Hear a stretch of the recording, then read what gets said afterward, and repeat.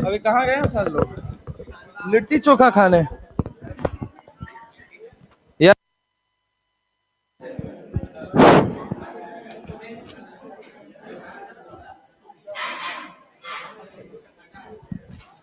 खाओ भाई जल्दी जल्दी। चलिए एक बारी फटाफट से पीछे वाला रिवीजन मार लेते हैं। पहले क्या क्या कर लिया था लास्ट टर्न पे?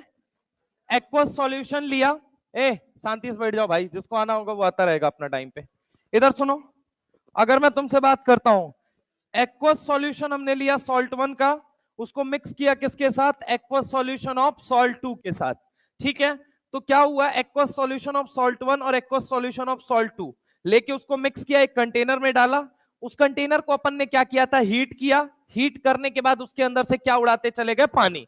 पानी उड़ाते चले गए, एंड में बचा क्या? क्रिस्टल। क्रिस्टल को वापस अपन ने किसके अंदर डाला था? क्रिस्टल को वापस अपन ने पानी के अंदर डाला था। अगर मान लो वो कंप्लीटली आयोनाइज हो गया, कंप्लीटली डिसोसिएट हो गया, अपने सारे कंस्टिट्यूएंट आयंस का टेस्ट दे रहा है, तो नाम क्या बनेगा? Double salt. अगर वो कंप्लीटली आयोनाइज नहीं हो रहा है, वो अगर कंप्लीटली डिसोसिएट नहीं हो रहा है, तो उसका नाम क्या बनेगा? Complex salt. ठीक है, अगर हम बात करें कि कौन सा सॉल्ट ऐसा है जो अपने आयंस की आइडेंटिटी को हाइड करता है, तो आंसर क्या होगा? Complex salt. और कौन सबको बताता फिरता है, तो वो कौन होता है? Double salt. पहली बात तो ये हो गई। दूसरी बात हमने क्या बात की थी? दूसरी बात हमने ये चर्चा किया था कि भाई कोऑर्डिनेशन स्फीयर क्या है, आयनाइजेशन स्फीयर क्या है। ठीक है, कोऑर्डिनेशन स्फीयर और आयनाइजेशन स्फीयर की हमने बात की थी।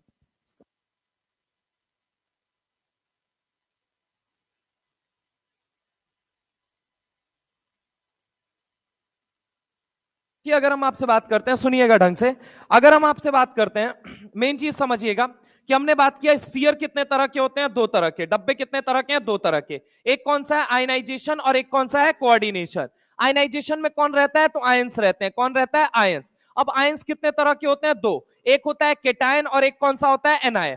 जो पहले लिखा जाता है वो कैसा होता है? केटायन। जो बाद में लिखा जाता है वो क्या होता है? एनायन। अब बात आती है कि कोऑर्डिनेशन स्फीयर के अंदर कौन रहता है? क्या कोऑर्डिनेशन स्फीयर के अंदर कौन रहता है? तो कोऑर्डिनेशन स्फीयर के अंदर कौन रहता है? इलेक्ट्रॉन लेने वाला और इलेक्ट्रॉन देने वाला। जो इलेक्ट्रॉन पेयर लेता है उसे अपन क्या बोलेंगे? बताओ जल्दी, क्या बोलेंगे?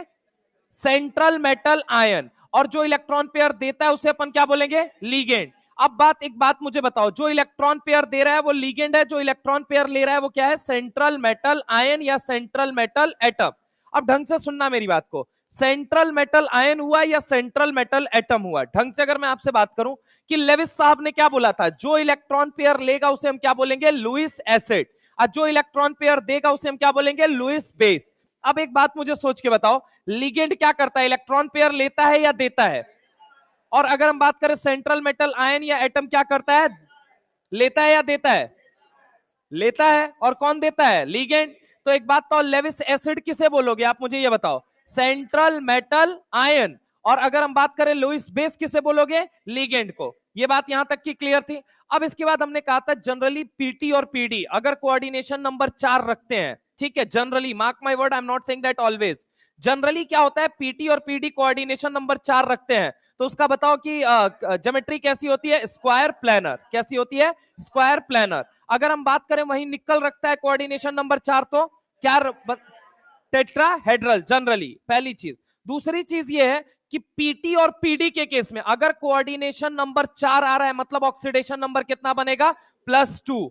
अगर मान लीजिए 6 आ रहा है तो कितना बनेगा? +4 बनेगा। ठीक है, ये बात मैंने आपको लिखवा दी थी, करा दी थी। अब सुनिए, कोऑर्डिनेशन पॉलीहेड्रॉन की बात किया था। कोऑर्डिनेशन पॉलीहेड्रॉन में हमने कहा था कॉम्प्लेक्स कितने तरह के बनेंगे? 3। पहला कौन सा बनेगा? ऑक्टाहेड्रल। दूसरा कौन सा बनेगा? टेट्राहेड्रल। तीसरा कौन सा बनेगा? Square planar. अच्छा एक बात मुझे बताओ, ऑक्टाहेड्रल के अंदर लिगेंड कहां पे अटैक करेगा? On the axis, between the axis? Square planar में ऑन दी एक्सिस, लेकिन टेट्राहेड्रल में बिटवीन दी एक्सिस। क्या ये बात सबको क्लियर है? अब ढंग से सुनिएगा, अब हम आगे चलते हैं, थोड़ा सा आगे चलते हैं। तो यहां पे समझने की कोशिश करना कि हमने लास्ट टर्न पे जो किया था वो क्या क्या किया था, कि हम लिगेंड से शुरू करने वाले थे। आज मैं आपको दिखा देता हूं एक बारी क्या क्या अपन ने कर रखा है। अच्छा एक बारी वापस इसको भी थोड़ा थोड़ा रिवाइज मार लो, फिर मैं डिलीट कर देता हूं। जैसे कि अगर हम बात करें क्लोरोफिल के अंदर क्या पाया जाता है, बोले जल्दी? मैग्नीशियम। क्लोरोफिल के अंदर क्या पाया जाता है? मैग्नीशियम।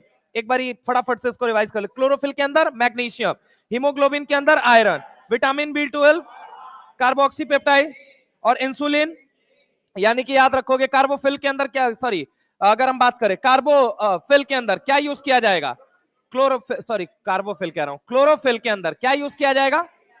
अच्छा, हीमोग्लोबिन के अंदर विटामिन बी 12, कार्बोक्सीपेप्टाइडेज, अच्छा इंसुलिन। अच्छा, इसके बाद से हमने बात किया था इलेक्ट्रोप्लेटिंग में क्या क्या यूज करते हैं, KAgCN2 और KAuCN2। इसके बाद हमने कहा था प्रशियन ब्लू का क्या फॉर्मूला होता है, Fe4FeCN6 का होल थ्राइस। विल्किंसन कैटलिस्ट क्या होता है, PPS3 का होल थ्राइस RHCl। कहां यूज किया जाता है, हाइड्रोजनेशन ऑफ अल्कीन। मेटलर्जी के अंदर अगर हम बात करें, मेटल लाइक निकल हुआ, कोबाल्ट हुआ, कॉपर हुआ, इनको एक्सट्रैक्ट करने के लिए, इनको इनके ओर से बाहर निकालने के लिए हम कहा किसको यूज करते हैं, कोऑर्डिनेशन कंपाउंड का ही यूज करते हैं। नेक्स्ट अगर हम आपसे बात करते हैं कि एक बात तो कॉपर की एक्सेस से बॉडी में कौन सी डिजीज होती है, विल्सन्स डिजीज, जिसको रिमूव करने के लिए हम किसका सहारा लेते हैं, ठीक है। अगर हम बात करें डेस्फेरी ऑक्सीअमीन, अगर हम बात करते हैं इसको क्या करते हैं, तो यहां पे बॉडी के अंदर जब एक्सेस ऑफ आयरन हो जाता है तो उसको रिमूव करने के लिए उपयोग करते हैं। ईडीटीए का उपयोग क्या किया जाता है, लेड पॉइजनिंग के अंदर। और अगर हम बात करें सिस्प्लेटिन का कहां पे यूज किया जाता है, एंटी कैंसरस ड्रग के तौर पे, ठीक है। तो ये हमने यूज पढ़ा था बेसिकली, ये सवाल वगैरह किए थे, इसको तो आगे चलते हैं, छोड़ते हैं। इधर आओ जरा गौर से, ये सब हम कर चुके हैं। अब हम आते रहे थे लीगेंड पे। देखो लीगेंड का क्लासिफिकेशन 4 बेसिस पे किया गया है। पहला बेसिस क्या है, चार्ज। अगर लीगेंड पॉजिटिवली चार्ज है, नेगेटिवली चार्ज है, पॉजिटिवली चार्ज है, नेगेटिवली चार्ज है, न्यूट्रल है, तो चार्ज के बेसिस पे वो कितने तरह का है, 3। लीगेंड कितने तरफ से इलेक्ट्रॉन दे सकता है, उसकी दंतुता कितनी है, उसकी डेंटिसिटी कितनी है, उसके बेसिस पे मोनोडेंटेड, पॉलीडेंटेड, एम्बीडेंटेड, और एक और होता है फ्लेक्सीडेंटेड, जो आपके सिलेबस में सच मेंशन नहीं है लेकिन आपको जानना जरूरी है। तीसरा, बॉन्डिंग के बेसिस पे लीगेंड इलेक्ट्रॉन पेयर सिर्फ दे रहा है या देने के साथ साथ इलेक्ट्रॉन पेयर ले भी रहा है, तो हमने क्या बोला, क्लासिकल या नॉर्मल। अगर हम बात कर रहे हैं कि दे भी रहा है और ले भी रहा है तो नॉन क्लासिकल, या फिर अगर हम बात करते हैं सिनर्जिक लीगेंड कह देंगे। चौथा आता है कॉम्प्लेक्स के बेसिस पे, का डब्बे के अंदर एक ही तरह का लीगेंड है या अलग अलग तरह का लीगेंड है। पूरी एनसीईआरटी जब आप छान मानेंगे तो आपको 4 तरीके का दिखेगा। पहला अगर हम बात करें कौन सा, on the basis of charge, on the basis of denticity, on the basis of bonding, on the basis of nature of complex। कितने तरह का अगर हम बात करें, पहला चार्ज है, दूसरा डेंटिसिटी है, तीसरा कौन सा है, बॉन्डिंग है, और चौथा कौन सा है, नेचर ऑफ कॉम्प्लेक्स। अगर हम बात करें कि लीगेंड को 4 बेसिस पे क्लासिफाई किया गया है, पहला कौन सा बेसिस है बताइए फटाफट। अगर हम बात करें charge, denticity, bonding, complex, denticity, charge, bonding और कॉम्प्लेक्स, ये 4 बेसिस होते हैं। अब सबसे पहली चीज समझिए, यहां पे चार्ज की हम बात करते हैं। मान लो लीगेंड इलेक्ट्रॉन पेयर दे रहा है और उसके सर पे नेगेटिव चार्ज भी मौजूद है। क्या बोला मैंने, लीगेंड इलेक्ट्रॉन पेयर दे रहा है और उसके सर पे नेगेटिव चार्ज भी मौजूद है, तो हम उसे क्या बोलेंगे, एनायनिक। लीगेंड इलेक्ट्रॉन पेयर दे रहा है और सर पे कैसा चार्ज मौजूद है, पॉजिटिव, तो हम उसे क्या नाम देंगे, केटायनिक। अगर लीगेंड सिर्फ इलेक्ट्रॉन पेयर दे रहा है लेकिन उसके सर पे कोई चार्ज नहीं है, तो हम उसे क्या बोलेंगे, न्यूट्रल। न्यूक्लियोफाइल भी 3 तरह के होते हैं, कौन कौन से, एक न्यूट्रल होता है, एक कौन सा होता है, केटायनिक, और एक कौन सा होता है, एनायनिक। 3 तरह के न्यूक्लियोफाइल हैं और 3 तरह के लीगेंड हैं। अगर सर पे पॉजिटिव चार्ज है फिर भी इलेक्ट्रॉन दे रहा है, केटायनिक लीगेंड कह दो। सर पे नेगेटिव चार्ज है फिर भी इलेक्ट्रॉन दे रहा है, एनायनिक लीगेंड कह दो। सर पे कोई चार्ज नहीं है फिर भी इलेक्ट्रॉन दे रहा है, तो न्यूट्रल कह दो। अब बात आती है कितनी तरफ से दे रहा है। एक तरफ से दे रहा है मोनोडेंटेड, 2 तरफ से दे रहा है डाइडेंटेड या बाइडेंटेड, अगर 2 से ज्यादा तरफ से दे रहा है पॉलीडेंटेड। अगर मान लो कि अगर हम बात करें उसके पास मोर देन 1 डोनेटिंग साइट है बट एट अ टाइम एक ही तरफ से दे रहा है, एम्बीडेंटेड।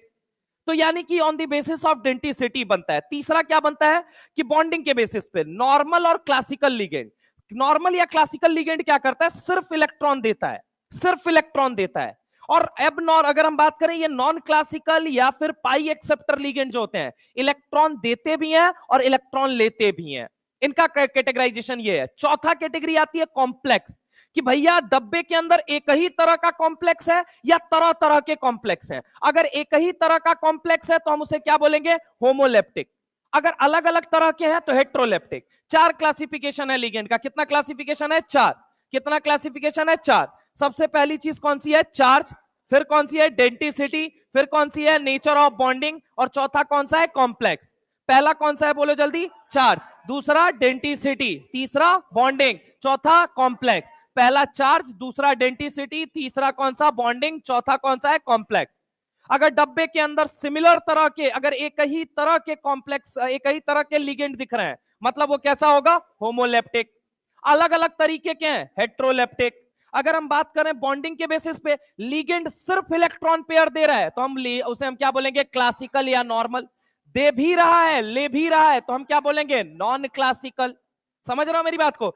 एक तरफ से दे रहा है, दो तरफ से दे रहा है, कई तरफ से दे रहा है, देने के लिए साइड दो है लेकिन दे एक तरफ से सकता है, इसके बेसिस पे नाम बनेगा मोनो, डाई या बाई, पॉली, एमबी, फ्लेक्सी। समझ रहे हो? नाम बनेगा। अब इसके बाद से बात आती है कि वो कैसा लिगेंड है, सर पे पॉजिटिव रखा है, सर पे नेगेटिव रखा है, या सर पे कोई चार्ज नहीं है। तो कैटाइनिक, एनाइनिक, न्यूट्रल, इधर से पढ़ना शुरू करो। डब्बे के अंदर अगर सभी तरह के सारी लिगेंड जो है एक तरह के, नाम क्या बनेगा? होमोलेप्टिक। अगर अलग अलग तरीके के, हेट्रोलेप्टिक। सिर्फ दे रहा है या देने के साथ साथ ले भी रहा है, तो आंसर क्या होगा? Classical, non classical. अगर सिर्फ दे रहा है क्लासिकल है, अगर दे भी रहा है, एक हाथ से इलेक्ट्रॉन दे रहा है, दूसरे हाथ से इलेक्ट्रॉन ले रहा है, नॉन क्लासिकल। अब तीसरी कैटेगरी आती है, कितनी तरफ से दे रहा है? एक तरफ से, दो तरफ से, कई तरफ से, डेंटिसिटी बदल सकता है, नहीं सकता है, इसके बेसिस में नाम बनेगा मोनोडेंटेड, पॉलीडेंटेड, एम्बीडेंटेड, फ्लेक्सीडेंटेड। अगर आगे हम बात करते हैं कि सर पे पॉजिटिव चार्ज है, नेगेटिव चार्ज है, या कोई चार्ज नहीं है, तो उसे हम क्या बोलेंगे? कर क्या रहे हैं आप लोग? बार बार कर क्या रहे हैं भैया? अगर ऐसी कुछ चीजें करनी है बाहर चले जाओ प्लीज। टॉफी खा रहे हैं, टॉफी खाने की जगह है, इधर समझिए पहले। इधर देखो यार, सबसे पहली चीज दिमाग में सेट करो, लिगेंड का क्लासिफिकेशन कितना है? 4। डब्बे के अंदर अगर सारे लिगेंड एक तरह के हैं तो नाम क्या बनेगा? कॉम्प्लेक्स। क्या बनेगा? होमोलेप्टिक। अगर अलग अलग तरीके के, हेट्रोलेप्टिक। अभी हम इसको सवालों के जरिए पूरा समेट देंगे, एक लाइन से सुनना। एक कौन सा होता है? कॉम्प्लेक्स। फिर उसके बाद से क्या होता है? Nature of bonding. फिर होता है डेंटिसिटी, और फिर क्या होता है आपका? चार्ज। सबसे पहली चीज, अगर पहले ये चेक करो, डब्बे के अंदर सारा लिगेंड एक तरह का, होमोलेप्टिक होगा। अगर दो तरह के लिगेंड आ गए, हेट्रोलेप्टिक कॉम्प्लेक्स उसे कहा जाएगा। सिंपल सी अगर हम बात करें दूसरी चीज कि लिगेंड एक तरफ से दे रहा है और एक तरफ से ले भी रहा है, तो हम उसे क्या बोल रहे हैं? Classical, non classical. अगर वो सिर्फ दे रहा है तो उसे हम बोलेंगे क्लासिकल। क्लासिकल बोले तो पुराना वाला लिगेंड, नॉन क्लासिकल अभी जो डिस्कवर्ड हुआ है। यानी कि हम उसे क्या बोल रहे हैं कि एक इलेक्ट्रॉन पेयर देता है और एक इलेक्ट्रॉन पेयर देने के साथ साथ लेता भी है, तो उसे हम क्या बोलेंगे? Non classical. अब बात आती है कितनी तरफ से दे रहा है, एक तरफ से, कई तरफ से, या फिर उसके पास डोनेटिंग साइट एक से ज्यादा है लेकिन एट अ टाइम एक ही तरफ से देगा। तो एम्बीडेंटेड, मोनोडेंटेड, पॉलीडेंटेड, एम्बीडेंटेड, फ्लेक्सीडेंटेड, बहुत तरह के लिगेंड हो जाएंगे। लेकिन आपको क्या ध्यान रखना है? मोनो, पॉली और एम्बी। अब इसके बाद क्या आता है? सर पे पॉजिटिव चार्ज है, सर पे नेगेटिव चार्ज है, या सर पे कोई चार्ज नहीं है, तो कैटायनिक, एनायनिक और न्यूट्रल। तो लिगेंड का क्लासिफिकेशन सबसे पहले लिखेंगे और इसके बाद से आगे अपन चलेंगे। लिगेंड का क्लासिफिकेशन सबसे पहले लिखेंगे। लिगेंड के बारे में लिखिए, संसार का हर वो स्पीसीज, संसार का हर वो स्पीसीज जो इलेक्ट्रॉन पेयर डोनेट करता है, जो इलेक्ट्रॉन पेयर डोनेट करता है, संसार का हर वो स्पीसीज जो इलेक्ट्रॉन पेयर डोनेट करता है, संसार की हर वो स्पीसीज जो इलेक्ट्रॉन पेयर डोनेट करती है, संसार की हर वो स्पीसीज जो इलेक्ट्रॉन पेयर डोनेट करती है, संसार की हर वो स्पीसीज जो इलेक्ट्रॉन पेयर डोनेट करती है, other than H plus ion, other than H plus ion, किसको डोनेट करती है? H प्लस को छोड़कर किसी को डोनेट करती है, तो other than H plus ion, H plus को छोड़कर, H प्लस को छोड़कर अगर वो किसी और को इलेक्ट्रॉन दे रहा है, मतलब वो क्या कहा जाएगा? लीगेंड। क्या बोला जाएगा? लीगेंड। क्या बोला जाएगा? लीगेंड। लीगेंड के सर पर, अब लिखो पहला पॉइंट, लीगेंड के सर पर पॉजिटिव चार्ज है, लीगेंड के सर पर पॉजिटिव चार्ज है, लीगेंड के सर पर पॉजिटिव चार्ज है, तो उसे हम लीगेंड के सर पर पॉजिटिव चार्ज है, तो उसे हम कैटायोनिक लीगेंड कहेंगे, तो उसे हम कैटायोनिक लीगेंड कहेंगे, तो उसे हम कैटायोनिक लीगेंड कहेंगे, कैटायोनिक लीगेंड कहेंगे। लीगेंड के सर पर पॉजिटिव चार्ज है तो उसे हम कैटायोनिक लीगेंड कहेंगे। दूसरी बात लिखेंगे, लीगेंड के सर पर नेगेटिव चार्ज है, लीगेंड के सर पर नेगेटिव चार्ज है, तो उसे हम एनायनिक लीगेंड कहेंगे। लीगेंड के सर पर नेगेटिव चार्ज है तो उसे हम एनायनिक लीगेंड कहेंगे। तीसरी बात, लीगेंड कोई चार्ज नहीं है तो हम उसे न्यूट्रल लीगेंड कहेंगे। लिगेंड के सर पर कोई चार्ज नहीं है तो उसे हम न्यूट्रल लिगेंड कहेंगे।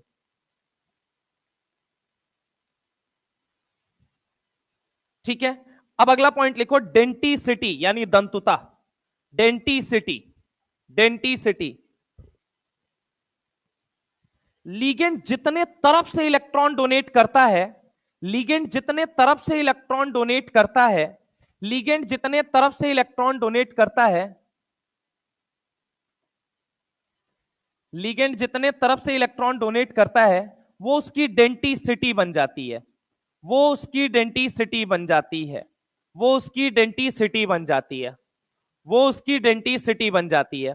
लिगेंड जितने तरफ से इलेक्ट्रॉन डोनेट करता है वो उसकी डेंटिसिटी बन जाती है, वो उसकी डेंटिसिटी बन जाती है। इसमें डेफिनेशन लिखो एम्बीडेंटेड, क्योंकि यही सबसे ज्यादा कंफ्यूज करेगा। एम्बीडेंटेड, एम्बीडेंटेड, एम्बीडेंटेड लिखो, ligand which have more than one donating site, ligand which have, ligand which have more than one donating site, ligand which have more than one donating site, ligand which have more than one donating site, but at a time, but at a time, but at a time can donate by, can donate by, can donate by single site, single site, single site is known as ambidentate ligand, is known as ambidentate ligand। ठीक है, अब ambidentate ligand के नीचे just formula भी लिखेंगे, पहले उसको समझ लीजिए। देखिए यहां पे अगर मैं आपसे बात करता हूं, C ट्रिपल बॉन्ड N ले लिया अपन ने, क्या ले लिया? C triple bond N। देखो यहां नाइट्रोजन एक दे रहा है, देखना सुनना ढंग से, यहां साइट कौन है? नाइट्रोजन है, और यहां कौन है? कार्बन के सर पे नेगेटिव चार्ज है। ये दोनों अलग अलग साइट है, ये दोनों अलग अलग साइट है, तो हम इन्हें क्या बोलेंगे? बोलो जल्दी, एम्बीडेंटेड लीगेंड। इनको हम क्या बोलेंगे? एम्बीडेंटेड लीगेंड। अब जैसे कि एक एग्जांपल देता हूं जो कंफ्यूज करेगा तुमको, ये सुनो, NH2 को आप सोचेंगे कि एम्बीडेंटेड है, एम्बीडेंटेड नहीं है भाई। देखो सुनो, यहां पे नाइट्रोजन पे लोन पेयर है, नाइट्रोजन पे लोन पेयर है, ये आजू से देगा और ये बाजू से देगा, ये बात बिल्कुल सत्य है। लेकिन क्या ये डिफरेंट साइट है? तो जवाब है नहीं है। This is not your एम्बीडेंटेड ligand. जैसे इसे, इसका नाम क्या होता है? हाइड्राजीन। इसका नाम क्या होता है? हाइड्राजीन। कहां काम आएगा? वहां पे जाके क्लेमेंजर और वॉल्फ किश्नर जब पढ़ोगे ऑर्गेनिक के अंदर, वहां काम आता है KOH की प्रेजेंस में। ठीक है, और दूसरा कौन सा होता है? NH2OH, NH2OH। अब इसका नाम क्या होता है? हाइड्रोक्सिल अमीन। क्या नाम होता है? हाइड्रोक्सिल अमीन। इसका नाम होता है हाइड्रोक्सिल अमीन। तो अब जरा गौर से सुनना, यहां पे एक ऑक्सीजन डोनर है और एक कौन सा डोनर है? बोलो जल्दी, नाइट्रोजन।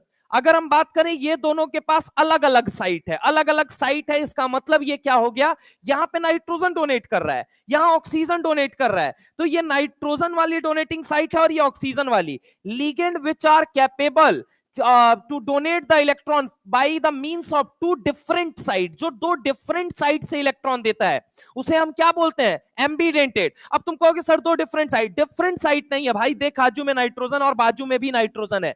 तुझे ये चेक करना है कि जो डोनर एटम है ना, उसका एटम अलग होना चाहिए। अगर वो एटम सेम हो गया तो वो एम्बीडेंटेड नहीं कहा जाता है, फिर वो बाइडेंटेड है। वो सिर्फ दो तरफ से दे रहा है, दो सिमिलर साइट से दे रहा है, उसे बाइडेंटेड बोलेगा, उसे एम्बीडेंटेड नहीं बोलेगा। एम्बीडेंटेड के लिए कंफर्म है कि दोनों एटम अलग अलग होने चाहिए, ये साइट्स अलग अलग होनी चाहिए। तो लिखो, डिफरेंट साइट का मतलब है डिफरेंट एटम होना चाहिए, डिफरेंट साइट का मतलब है डिफरेंट एटम होना चाहिए। और फॉर एग्जांपल करके ये लिख लेना, सबसे बड़ा कंफ्यूजन यही दूर करेगा। हाइड्राजीन एंड हाइड्रोक्सिल अमीन,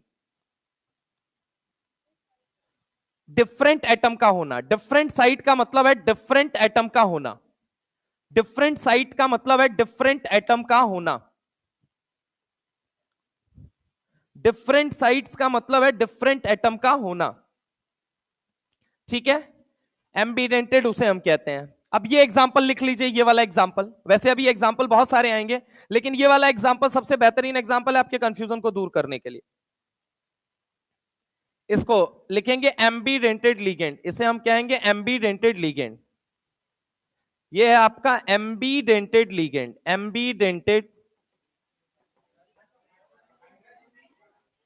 कौन सा? ये नहीं होगा, और ये होगा, तो वही तो मैं कह रहा हूं, ये नहीं होगा और ये होगा, ये दोनों लिख लीजिए ताकि आपको हमेशा कभी कंफ्यूजन ना आए। डिफरेंट साइट का मतलब है डिफरेंट एटम का होना। लिख लो एम्बीडेंटेड है, ये एम्बीडेंटेड कहा जाएगा, एम्बीडेंटेड लिगेंड, इसको बोला जाएगा एम्बीडेंटेड लिगेंड, और इसको दिस इज नॉट एम्बीडेंटेड लिगेंड, ये एम्बीडेंटेड लिगेंड नहीं है, ये एम्बीडेंटेड लिगेंड नहीं है। ठीक है, समझ में आई मेरी बात? ये एम्बीडेंटेड लिगेंड की अगर हम बात करते हैं, आइए देखिए अब बात आती, हाँ क्या चीज लिखो, एक एम्बीडेंटेड लिगेंड है और एक एम्बीडेंटेड लिगेंड नहीं है, एक का नाम है हाइड्राजीन, एक का नाम है हाइड्रोक्सिल अमीन। हाँ हाँ एम्बीडेंटेड है, साइनस कार्बन अलग डोनर है, नाइट्रोजन अलग डोनर है, थायोसाइनेट भी होगा, ऐसे तो नाइट्रो ग्रुप भी होगा, मतलब जहां पे डिफरेंट एटम डोनेट करने आ जाए बस उन्हीं को हम कहते हैं। लेकिन ये भी याद रखना कि हाँ वो दे पा रहे हैं या नहीं दे पा रहे हैं, ऐसा ना हो कि वो दोनों साइड से दे रहा हो, दोनों साइड से दे रहा होगा तब नहीं बोल सकते उसको एम्बीडेंटेड।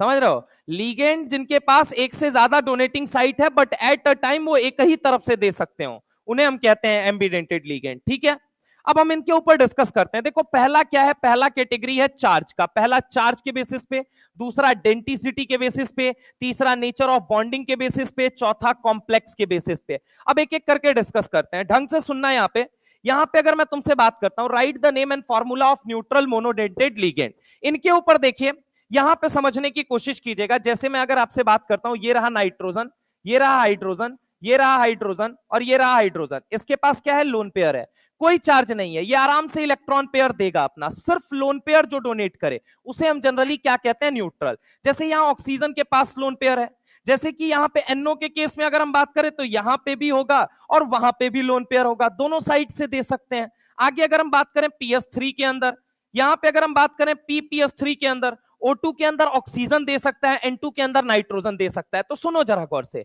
जब सिर्फ लोन पेयर डोनेट किया जाए और सर पे कोई चार्ज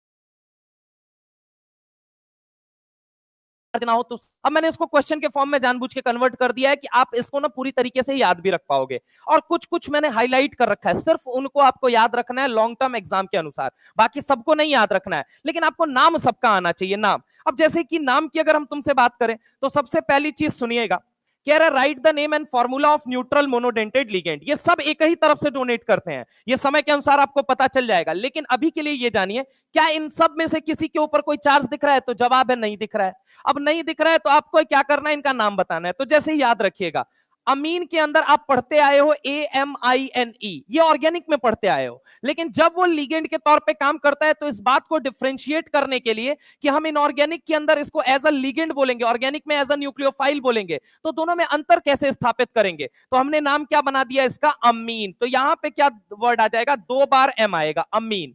अब जैसे कि वाटर है, वाटर को क्या बोला जाता है, एक्वा। जैसे ऑर्गेनिक में आप बोलोगे न्यूट्रल न्यूक्लियोफाइल के अंदर वाटर डायरेक्ट बोल देते हो, लेकिन इनऑर्गेनिक में लिगेंड के अंदर अपन क्या बोलेंगे इसे, एक्वा। अब इसके बाद जैसे ये ग्रुप होता है तो इसको हम क्या बोलते हैं, नाइट्रोसिल, क्या बोलते हैं, नाइट्रोसिल, या इसे हम क्या बोलते हैं, नाइट्रोसिल बोलते हैं। जैसे ये क्या है, फॉस्फीन बोला जाता है, क्या बोला जाता है, फॉस्फीन। कहां लिखा हुआ है, ग्रुप नंबर 15 में, तो ये क्या होता है, फॉस्फीन। तो अगर हम बात करें इसका नाम क्या है, फॉस्फीन। इसका नाम क्या है, तो PPS3 का स्ट्रक्चर थोड़ा सा देख लीजिए, ये रहा P, PH का मतलब क्या होता है, रिंग, क्या होता है, रिंग, एक रिंग जुड़ी हुई है, ये दूसरी रिंग, दूसरी रिंग को क्या बोल दिया जाएगा, PH, और ये कौन सी हो गई, तीसरी रिंग, तीसरी रिंग को भी क्या बोल दिया जाएगा, PH। दरअसल इसी को शॉर्ट में लिखने का तरीका क्या है, PH। तो PPS3 के अंदर क्या है, लोन पेयर है, ये लोन पेयर आसानी से डोनेट किया जा सकता है, तो इसका नाम क्या है, ट्राइफिनाइल फॉस्फीन। क्या नाम बनेगा, ट्राइफिनाइल फॉस्फीन। नाम क्या बनेगा, ट्राइफिनाइल फॉस्फीन। क्या नाम बनेगा, ट्राइफिनाइल फॉस्फीन। अच्छा इसका नाम बताओ क्या बोलोगे, इसका नाम क्या बोलोगे, एक ऑक्सीजन को नेसेंट ऑक्सीजन, तो 2 ऑक्सीजन को डाई ऑक्सीजन, क्या नाम बोलोगे, डाई ऑक्सीजन। क्या नाम बोलोगे, डाई ऑक्सीजन। इसका नाम बताओ क्या बोलोगे, एक नाइट्रोजन को नेसेंट नाइट्रोजन को नाइट्रोजन, 2 नाइट्रोजन को डाई नाइट्रोजन, क्या बोलोगे, डाई नाइट्रोजन।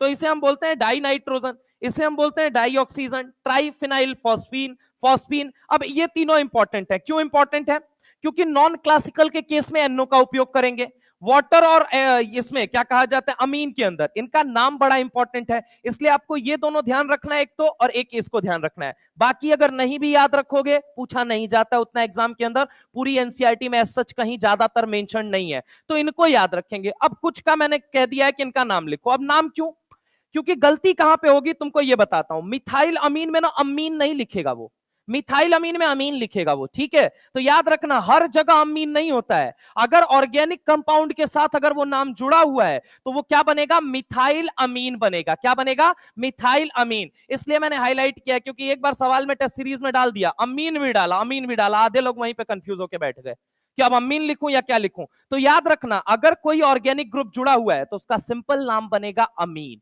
अगर कुछ ग्रुप नहीं जुड़ा है तब उसे अमीन बोलोगे, अदरवाइज नहीं बोलोगे। ऑप्शन में दो नाम देगा, मिथाइल अमीन भी लिखेगा और मिथाइल अमीन भी लिखेगा। तुम्हारी बुद्धि उस समय हरी हो चुकी रहेगी, अब करूं तो करूं क्या, यहां पे ये वाला होगा या ये वाला होगा। इसलिए सुना सुना ना लगे, ढंग से ध्यान दीजिएगा। जैसे कि मिथाइल अल्कोहल है, देखो मिथाइल बड़ी सिंपल सी बात है, मिथाइल ग्रुप किसे बोला जाता है, इसको बोला जाता है CH3, एक वैलेंसी खाली कर दी, इसको क्या नाम दे दिया, मिथाइल। अल्कोहल का फॉर्मूला बताइए, हाँ देखो सबको याद है, इधर देखो यहाँ पे CH3OH, इसको क्या बोलेंगे, मिथाइल अल्कोहल। इसमें ऑक्सीजन क्या कर सकता है, अपना लोन पेयर डोनेट कर सकता है। आगे अगर कह रहा है मिथाइल अमीन, मिथाइल अमीन क्या बनेगा बताना जरा, CH3 होगा, CH2 क्या, CH3 सॉरी, हाँ मिथाइलिन नहीं वो मिथाइलिन हो जाता है, CH3NH2। क्या नाइट्रोजन अपना लोन पेयर डोनेट कर सकता है। यूरिया क्या होता है बताना, NH2CONH2 क्या होता है, NH2CONH2, NH2C double bond O NH2, इसको हम क्या बोलते हैं, यूरिया। अब देखो यहाँ पे नाइट्रोजन के पास लोन पेयर है, आराम से डोनेट कर सकता है। हाइड्राजीन किसे कहते हैं बताइए, NH2NH2 क्या बोलते हैं, बोलो जल्दी, NH2NH2, इसको अपन क्या बोलते हैं, हाइड्राजीन। क्या बोलते हैं, हाइड्राजीन। अब ये देखो नाइट्रोजन के पास लोन पेयर है, नाइट्रोजन के पास लोन पेयर है। डाई मिथाइल ईथर किसे बोलते हैं, CH3OCH3, क्या होता है, CH3OCH3। अगर हम बात करें CH3OCH3, अच्छा डाइसिलाइल ईथर लिख देता तब क्या नाम बनता, बताना जरा, डाइसिलाइल ईथर, डाइसिलाइल ईथर, SiH3O SiS3, उसका नाम क्या बन जाता है, डाइसिलाइल ईथर। अच्छा कार्बोनिल, कार्बोनिल किसको बोलोगे बताओ, C ट्रिपल बॉन्ड O, क्या बोलोगे, C ट्रिपल बॉन्ड O। ये कैसे डोनेट करता है इलेक्ट्रॉन पेयर, डबल बॉन्ड होता है, डबल होता है या ट्रिपल होता है, पहले ये बता, हाँ डबल, ट्रिपल बॉन्ड होता है। अब बताओ कैसे डोनेट करता है,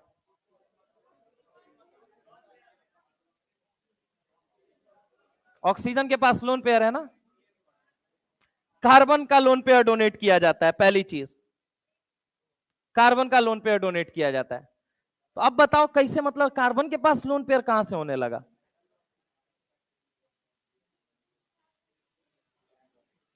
हवा हूं हवा में बसंती हवा हूं, सुनो बात मेरी अनोखी हवा हूं।